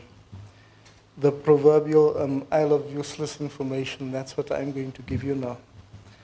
So indulge me for a moment. My recollection takes me back to the concept paper developed in 2017. I think that was the first time Dr. Cora sent it to us. It It was June of 2017, and we were supposed to give inputs into this. And it was called a structured approach to stimulating entrepreneurship development in the Northern Cape and in small, medium, and micro enterprises. Now, collaborations with the university have resulted in the hackathons that was listed over there, the geek culture effort to develop apps, and the signing of MOUs between the university and our department. And not that long ago, we were with Professor Joubert to basically give the MOU a makeover. It's about a month and a half ago. Absolutely necessary, since this space we are operating in, this socio-economic dynamic, it's never static. It is always changing, and you basically need to amend what you are targeting to do in that space. I've also engaged Professor Peters regarding the establishment of an enterprise development ecosystem across the province. You all know that the Northern Cape is massive, and it has its own peculiarities, and commonly it's referred to as province number 9 at a national level. But that's basically a speech for another day. But we need to develop that enterprise development ecosystem across the province that can lend itself to maximizing the potential of enterprises across the province. And so fortunate for us that here we are today launching the Tree of Life with respect to that. Now, entrepreneurial activities, these are characterized by its developmental and transformative qualities. Without those activities, you won't find transformation occurring. We will simply jog on the spot, particularly in the context of emerging economies. It leads to, in some industries, new industries being created, job creation, skills development, income generation, and economic growth.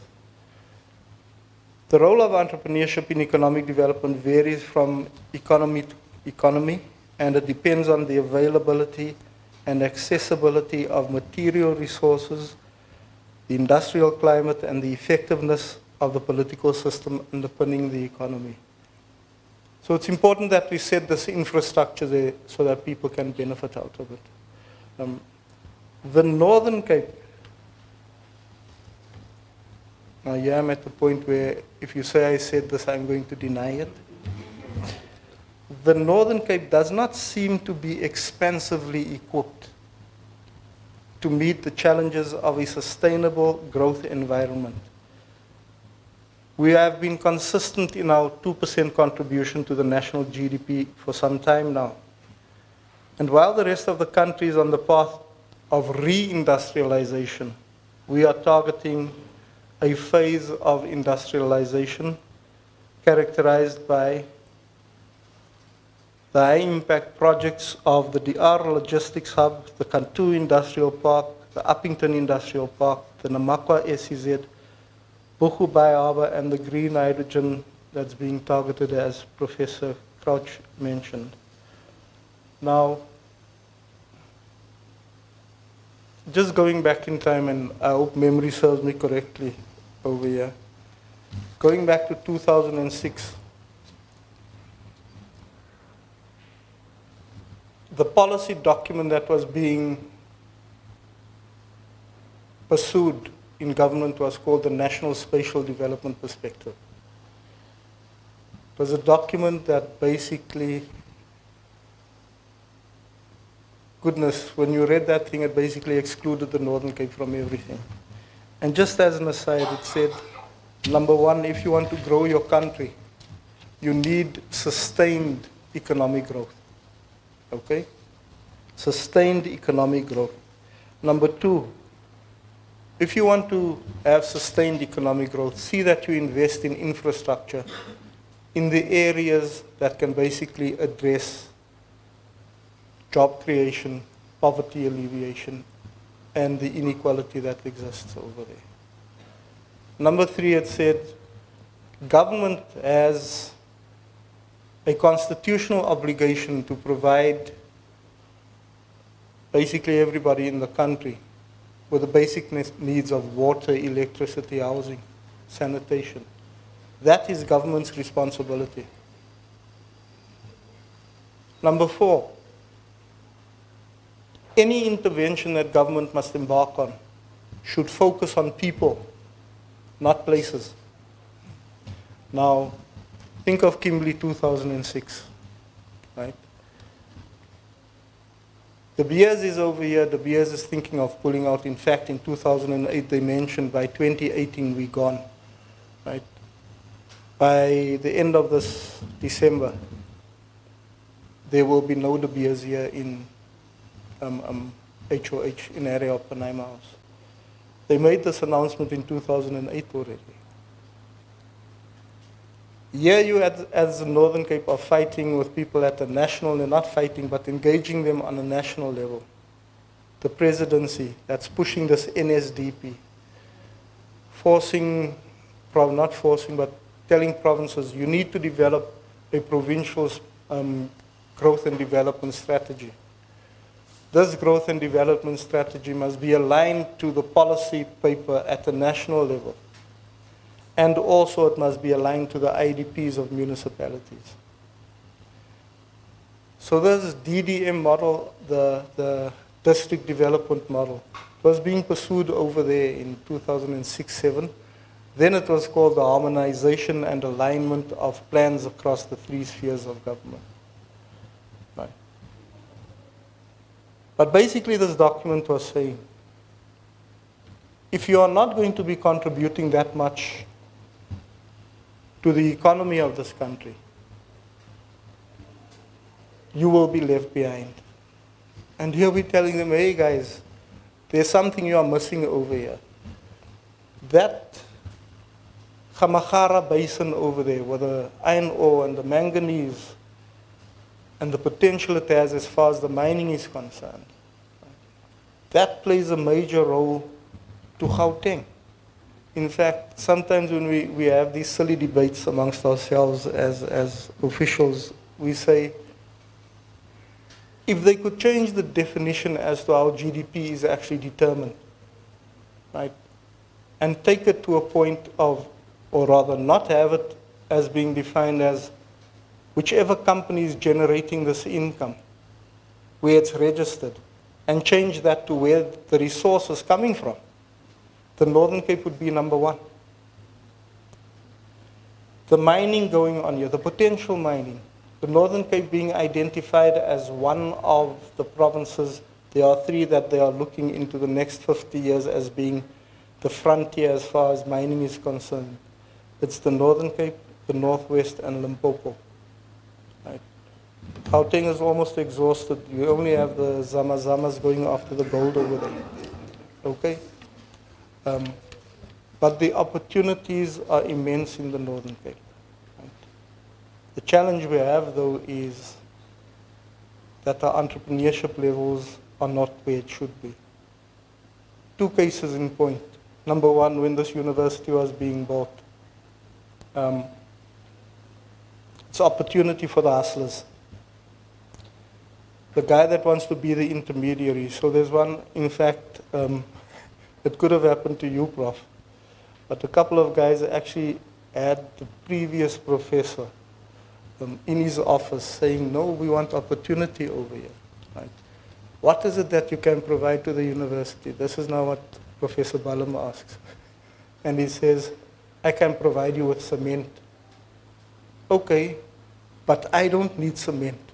I will put you in contact with a guy that's building over here so that he can engage you and you can see whether you can strike a deal. The meeting is organized, and as officious as a construction worker can be, I'm saying it nicely now, asks the SMME, can I help you? Yes. I'd like to basically supply you with cement. So the heavy questions come. How much cement can you supply me with? Can you deliver on time? What's the price? Where will you be getting this from? What's the price you will charge me? Okay, and he ends up saying, I'll get the cement at Vermeulen's over here. Vermeulen sells it at 100 bags, or rather 100 rands a bag, and I will sell it to you for 120. And then the officiousness of the foreman came. And he didn't say it as nicely as I'm saying it. He says to him, no man, in the scheme of things over here, you are a non-entity, number one. I can get what I require, in the amounts I require, when I require, at a price that is basically less than 2/3 that you want to charge me. You mean nothing in this value chain. And therefore, I would prefer not to do business with you. Plain and simple, you're charging too much. And this is a characteristic of most of our SMMEs over here in the province, thinking the opportunity is going to come once and therefore make the most profit that you can. Another simple one, buying coffee. I'm talking about in my office now. Want to buy coffee. Coffee that you see on special, it's 60 Rand, I think, but normally it gets sold for 80 Rand. 239 Rand. So I refused to sign for this thing. I said, send it back. Right? But it's a symptom that people are viewing opportunity that comes, make the most out of it when you can. Right? You will not necessarily get this opportunity a second time. I've even forgotten about the one I wanted to tell you about, but there are so many of these stories that, yeah, I must write a book about it someday. Now, all these opportunities we've got, these high-impact projects we are targeting, they would mean nothing unless we have a thriving entrepreneurial environment in the Northern Cape. That is a prerequisite for this to exist. And through this, entrepreneurs can develop the economies of these locations they are and spark economic opportunities through their hustling activities and stimulate economic growth. Developing entrepreneurial skill is therefore pertinent if we wish to place our province on a positive growth trajectory and turn the tide on the socio-economic challenges we face. The launch of CEDAR today is a milestone in this province. Much work has happened relating to this, and CEDAR unlocks for us an intent to collaborate along identifying areas of common interest where the biggest returns can be harnessed and create an asset that is focused on entrepreneurship and grow the human capability and capacity to ensure and effect change in our province. There is no way that we as a department and the province will not want to be a part of this development. And on behalf of the DEDAT, that's the Department of Economic Development and Tourism, I wish to express our support to CEDAR and not wish you well, but wish us well regarding our collaboration to turn this tide that we are facing as far as our socio-economic challenges are concerned. Thank you.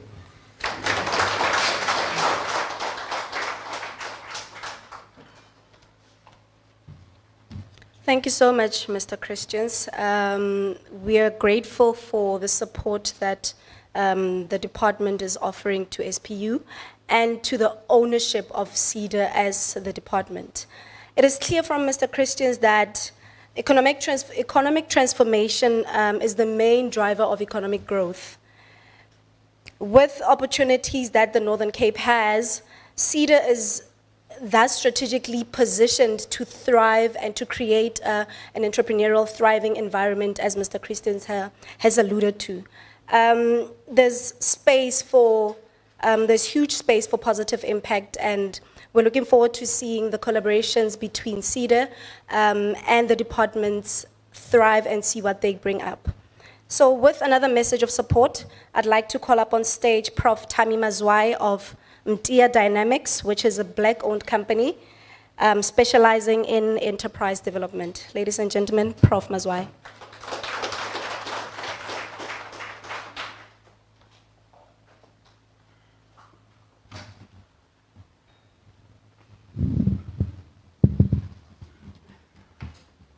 I feel sort of insecure when I'm standing on something.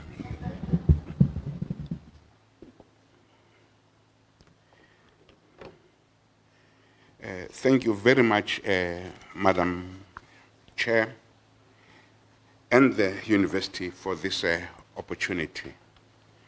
As has been said, the most desperate challenge facing us as a country is poverty, unemployment, and inequality. And the launch of CEDAR could not have come sooner. Thus, my congratulations go to the university for the creation of this entity, which, from the speeches that have been given, will definitely make a great contribution in our dealing with this PUI scourge. Let me also offer my salutations to Professor Andrew Crouch, the head of department for the School of Economics and Business, Professor Joubert, and of course my respect to Mr. Daryl Christian.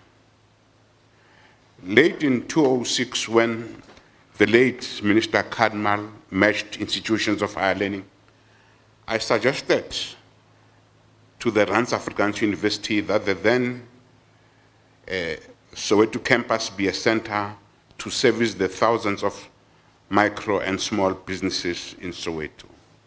After all, when these grow, they play a developmental role in the community. A year later, the institution told me it agreed with me, and to crown it all, I was selected from a number of candidates to launch the project. This was a very exciting period in my life, and I can see Professor Ricardo Peters going through it as he is launching his center today. Congratulations, Prof. Peters, and may I wish you the best. One of the first decisions I took at the Center for Small Business Development was to ask the university, when it appointed to the board, to include Soweto and Alexandra Township business leaders. CEDAR's outlook is broader than that of the CSPD and will have its own approach in bringing in relevant local knowledge. But all I want to stress is that local or indigenous knowledge is fundamental, particularly as Nobel laureate Douglas North was spot on that the formal and informal rules in society, they drive economic development and human progress. Another academic, Welter, agrees with this as she further proclaims that entrepreneurship is best understood and implemented within its historical, temporal, institutional, spatial, and social context. Hence, locals on boards are very, very important.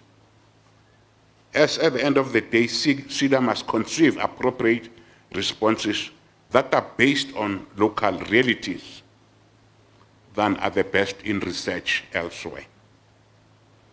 This is critical as poverty, unemployment, and inequality are ravaging communities, explicitly in the townships, informal settlement, and villages.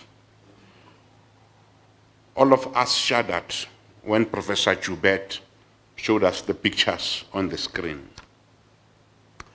Thus, in terms of the work that CEDAR is going to do, it's going to contribute to communities performing in terms of their own understandings than some of the information that they read, which is called the best, simply because it is from the West. Regarding our situation, the national picture shows the following. 80% of our populations are in the townships, informal settlements, and rural areas. There are more than 2,700 informal settlements nationwide, and the number of households in settlements has increased since 1995, rising from 1,179,002 to 1,294,904 by 2011. The number is much higher now of informal settlement. There are over 4,000 townships and informal settlements in the country, there is an estimated 38% of labor force in these townships and informal settlements. Regarding the unemployment, 60% are in the townships and informal settlement. Go through any township during the day on a Monday or Tuesday, and you'd swear it's a Sunday, singing the local people, young people, just loitering around in corners. While informal businesses do not contribute to the fiscus, they employ over 2.5 million workers in our country, and this excludes agriculture, and these are Stats SA figures. The unfortunate thing is that 63% of people decided to start an informal business due to unemployment or having no alternative source of income. So we have a lot of necessity entrepreneurship rather than opportunity entrepreneurship. And some of the statements that were made by the previous speakers are testimony. Only 10% of businesses in townships and rural areas have turnovers of more than 1 million rand, and most of these are not owned by locals, save in towns in former homelands. 70% of businesses in township and rural areas have turnovers of less than 100,000 rand per annum, which is less than 10,000 rand per month. And this is not profits, it's turnover.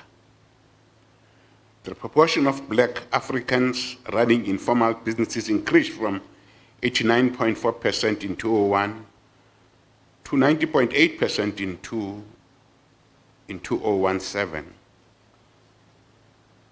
This is a crisis that we are facing because the other population groups have recorded declines in people running informal businesses. Of all the informal businesses that I've mentioned, 4 to 5% are in the Northern Cape. An example of this was given by Professor Pierre Chube when he was giving us his presentation. The next point that one wants to stress regarding the crisis in our areas is that of hunger. Hunger is now a major and vicious problem in communities and underpins poverty, unemployment, and inequality. Oxfam is specific that 2 million South Africans go to bed hungry every night.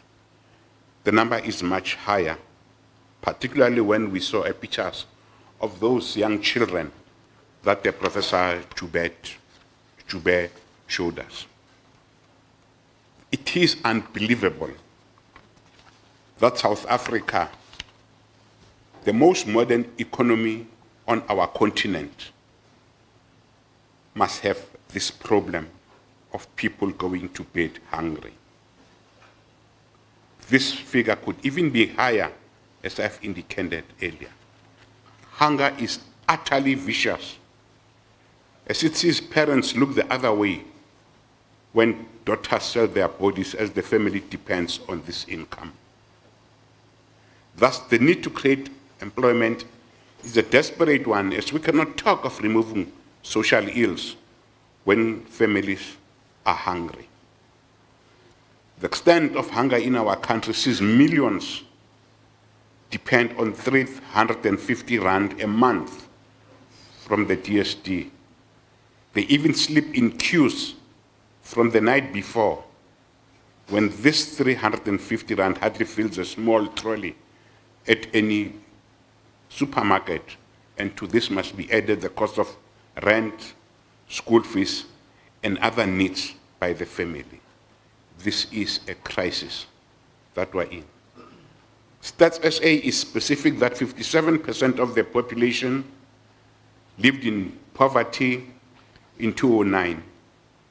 And this is that these are families, people who lived on 1,200 per month, which is the upper household poverty rate. Last week, or earlier this week, last week it was announced that unemployment has thankfully gone down a little to 32.9. But if we look at it in terms of real people, what is the reality is that there are 15.7 million people are unemployed and close to 11.2 million are unemployed. This means that slightly over 2 people in every 5 are not working. This is simply unacceptable.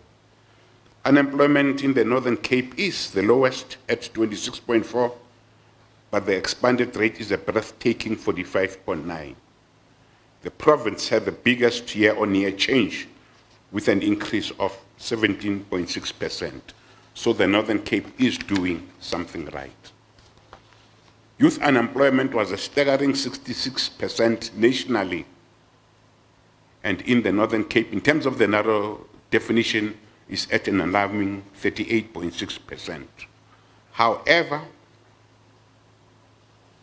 there were 10.2 million young people aged between 15 and 24 who were not in employment, education, or training. This is a recipe for social instability. July 2021 can still happen when you have young people not in education, not in training, and not in employment.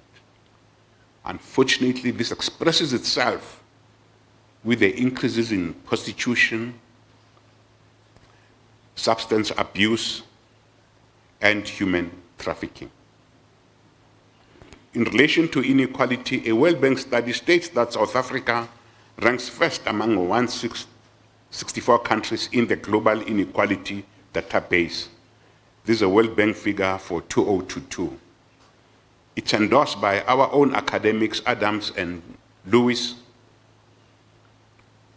Also a paper released this year, who emphasized that the richest 10% of the population in South Africa and 60% of national income and owns 95% of all wealth, yet more than half of South Africans live in poverty. Earlier on, Professor Ricardo mentioned that inequality within the block community itself is rising. In terms of the Gini coefficient, it is now 8.63, which is very frightening. The situation in the Northern Cape sees deep-seated constraints from the apartheid era affects its black entrepreneurs, particularly those in the townships, informal settlements, and villages. These constraints are, in addition to those mentioned by, these constraints are, and this is never highlighted. The previous entrepreneurs before 1994 are still part and parcel of our economy, and these have got deep pockets, access to knowledge and markets, and this means that they have an advantage over the new entrants. Our economy has got high levels of concentrations in economic sectors, and this helps the rich benefit from the little growth that is now coming from the townships and rural areas through vertically integrated trade strategies, as well as the control of business value chains and networks by the current incumbents. The technological advantage of the incumbents pre-1994 over township businesses ensures this fair advantage. And even when we see our provincial and city governments, we get surprised when our provincial and city governments allow huge shopping malls when there is going to be little advantage for the local entrepreneurs. A point which I even question to this day is that SASSA gives its grants through one of the supermarkets. This therefore means that when people get their grants, they buy all they need in the supermarket. And what are they going to use? How are they going to support the informal businesses in their areas? It gives me an impression that at times, when our political leaders take decisions, there is little reasoning as to what impact is it going to have on the indigenous entrepreneurs. Hence, you find that the colonial and apartheid psychological impact, that of the perpetual victim syndrome, is still rife in our communities. We'll never get rid of the low self-efficacy in our entrepreneurs unless we do much more to create winners rather than whingers.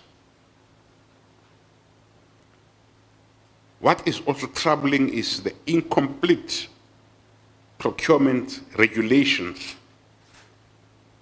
which are not geared towards the empowerment of entrepreneurs, but are simply redistributive in nature. In other words, helping some of our people join the club. Thus, the persistence of poverty just continues, particularly in the informal settlements and the rural areas, which are hardest hit, as we all know. Thus, these are the realities that confront CEDAR and Professor Ricardo Peters. He has no choice. CEDAR has no choice but to come with innovative suggestions that must overcome the above interventions. As those interventions that the government introduced since 1994 did not rise to expectations. If they did rise to expectations, we would not have the high levels of poverty, unemployment, and inequality that we currently have. Yes, the democratic government implemented far-reaching changes, but we've got to ask ourselves why the past stubbornly lingers on. Plaatje, 2009, one for academics in the Western Cape, explains that the urban remaking of South Africa post-1994 was simultaneous with the country's integration into the neoliberal global economic system. One asks the question, to what extent was the thinking when we had to come with an economic system that is not based on the developing world, but is that of the developed world. Hence, this was devastating, as Peter said, attests that this furthered economic equality and spatial divisions. We should therefore not be surprised that apartheid continues up till to this day, in terms of incomes, in terms of where people live, in terms of health, in terms of education, because our interventions did not address the real issues. Hence, Kanya and Mason stress, and I repeat that, black entrants are at a massive disadvantage because of highly concentrated economic sectors and widespread anti-competitive behavior. Some time ago, I was at a meeting And I had a lot of talk about a compact between labor, the private sector, and black business, and of course government. Wash, that would make sense when it comes to government. But how can you have a compact between labor and entrepreneurs? Because labor does not have a mandate to create jobs. It has a mandate to protect the welfare of the people who are currently employed. And that's why labor will even ask for increases that lead to retrenchments. We've seen it happen. And then when you talk of black-white partnerships,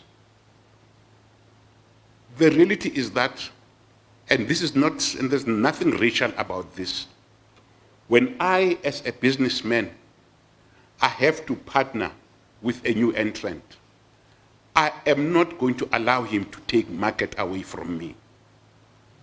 I'm not going to allow him to reduce my profit. I'm going to use that partner for as much as I can increase my profit and my market share.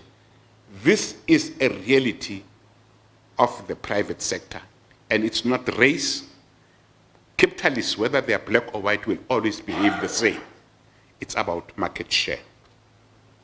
Thus, Bandi, former Vice-Chancellor of the University of Cape Town, is not right.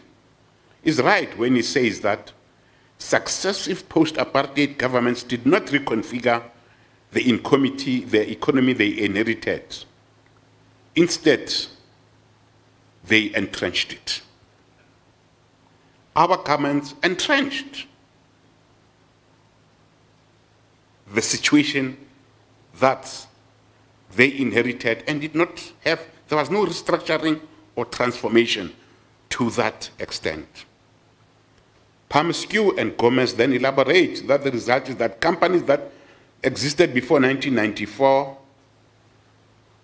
use these deeper pockets, value chains, to ensure that their dominance continues.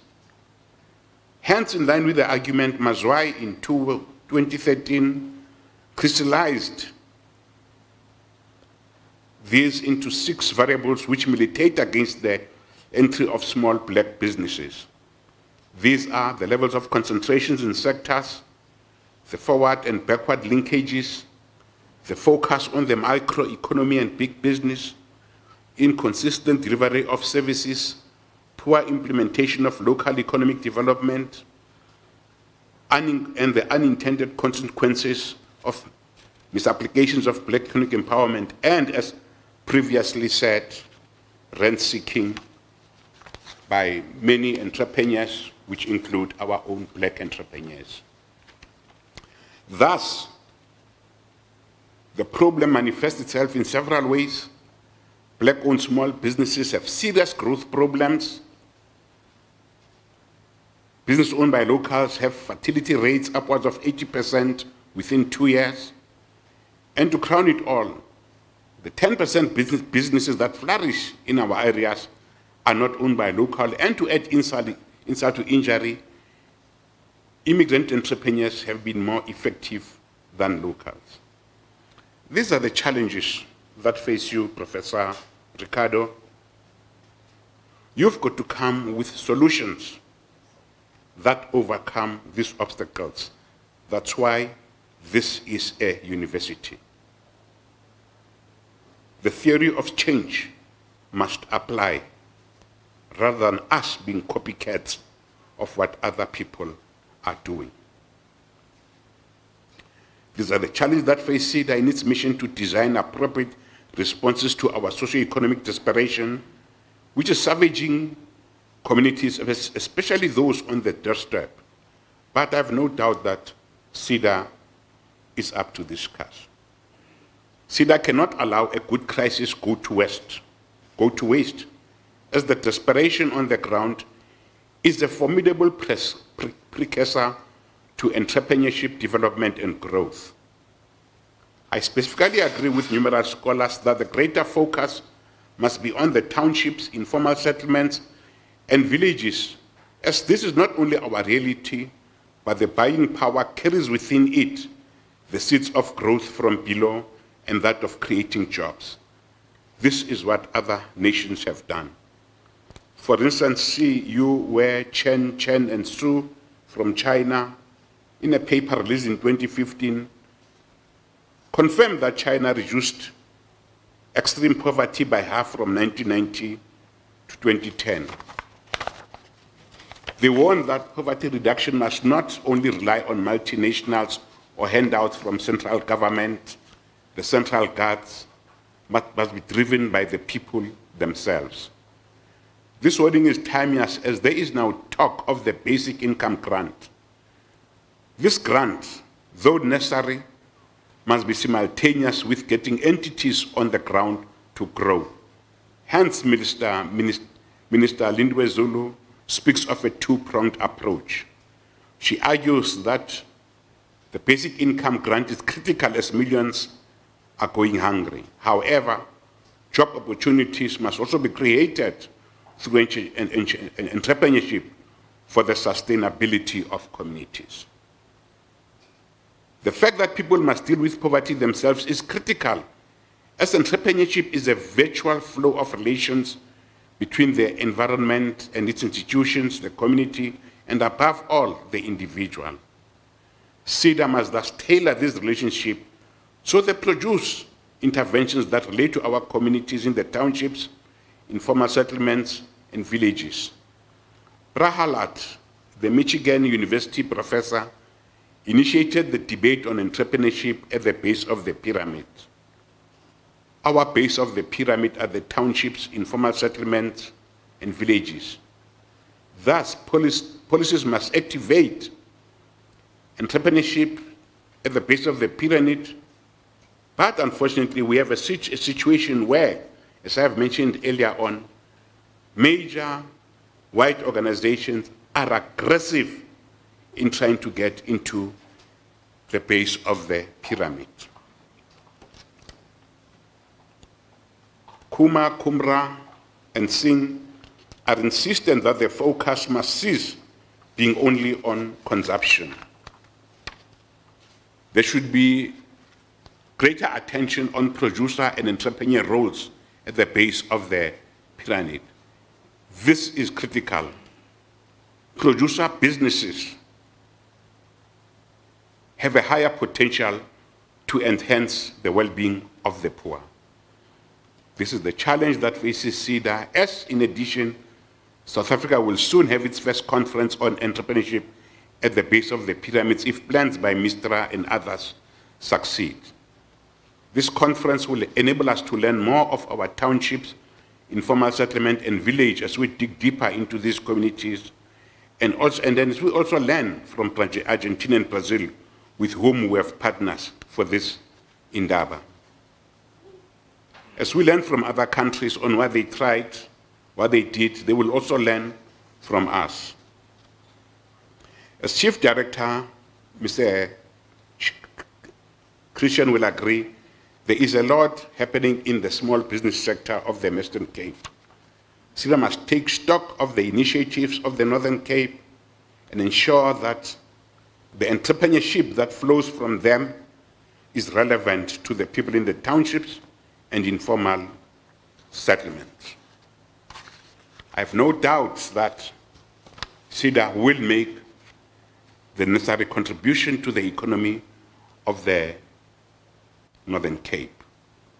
A lot needs to be done to reduce the facilities that I spoke of and to fast-track entrepreneurship in this province. CEDAR will deliver on this challenge. I thank you all, and thank you for the opportunity.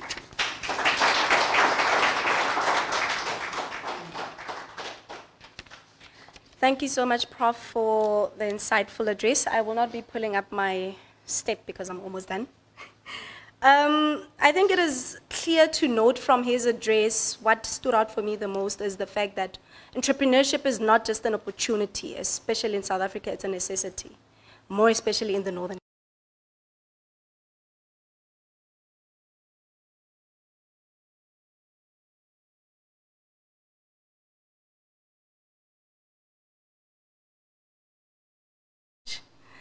We are almost at the end of our program.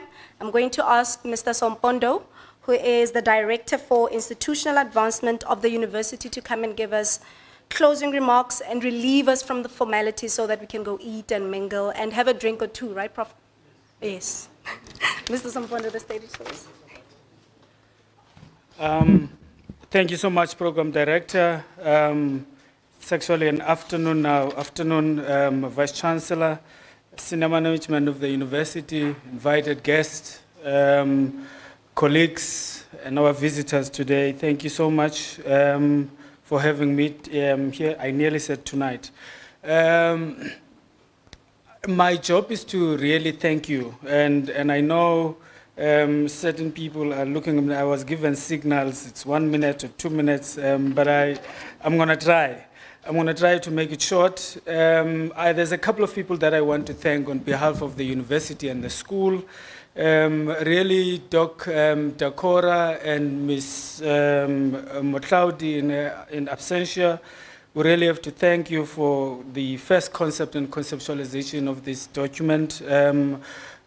Prof. Joubert and your team, Patience, and everyone that worked with advancement. You are really appreciated for your work, and I mean, putting together a program of this nature would not be easy. Trust me, I know. Thank you so much for that. Program Director, thank you for really helping us, navigating this short, long program. And to our guests, the one thing that I'm taking away from the speakers, and I think it came through very strongly, and please forgive me because I'm a fundraiser, is that we've articulated the word quite well, and it was even simple for me to understand that, you're doing development, you're doing pedagogy, you're doing research. You articulated that so well, and one can see even the roadmap in terms of how are you touching people along that path. The one part that you also articulated, both Prof. Peters and Prof. Joubert, is who are we touching? The people, and I think I must thank you, Mr. Martins, and I think you, Prof, also articulating that. I mean, we might talk and come up with all these wonderful terms, but if we do not articulate how are we impacting the lives of the people and those that were listed here today, I mean, this would not be, will be actually doing injustice to our work. So that was my one line of closing remarks, and thank you so much. I know lunch is being prepared. Thank you.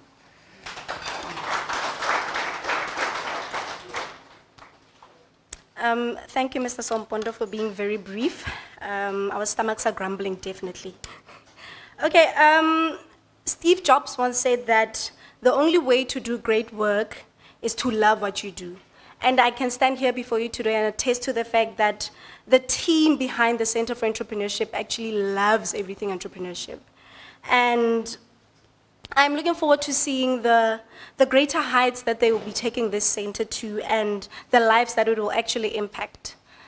Before I speak about lunch, I would like to ask the speakers that were on the program today to please stay behind for a group photo. Social media is very important. And lunch will be served downstairs. It's a buffet, so the plates are not here, so you just walk downstairs and then you'll find plates, and a lovely meal has been prepared for our guests today. Ladies and gentlemen, thank you so much for taking your time off your very busy schedules to come and share this important moment with us. Once again, my name is Boto Inele. Have a lovely weekend further, and thank you and God bless.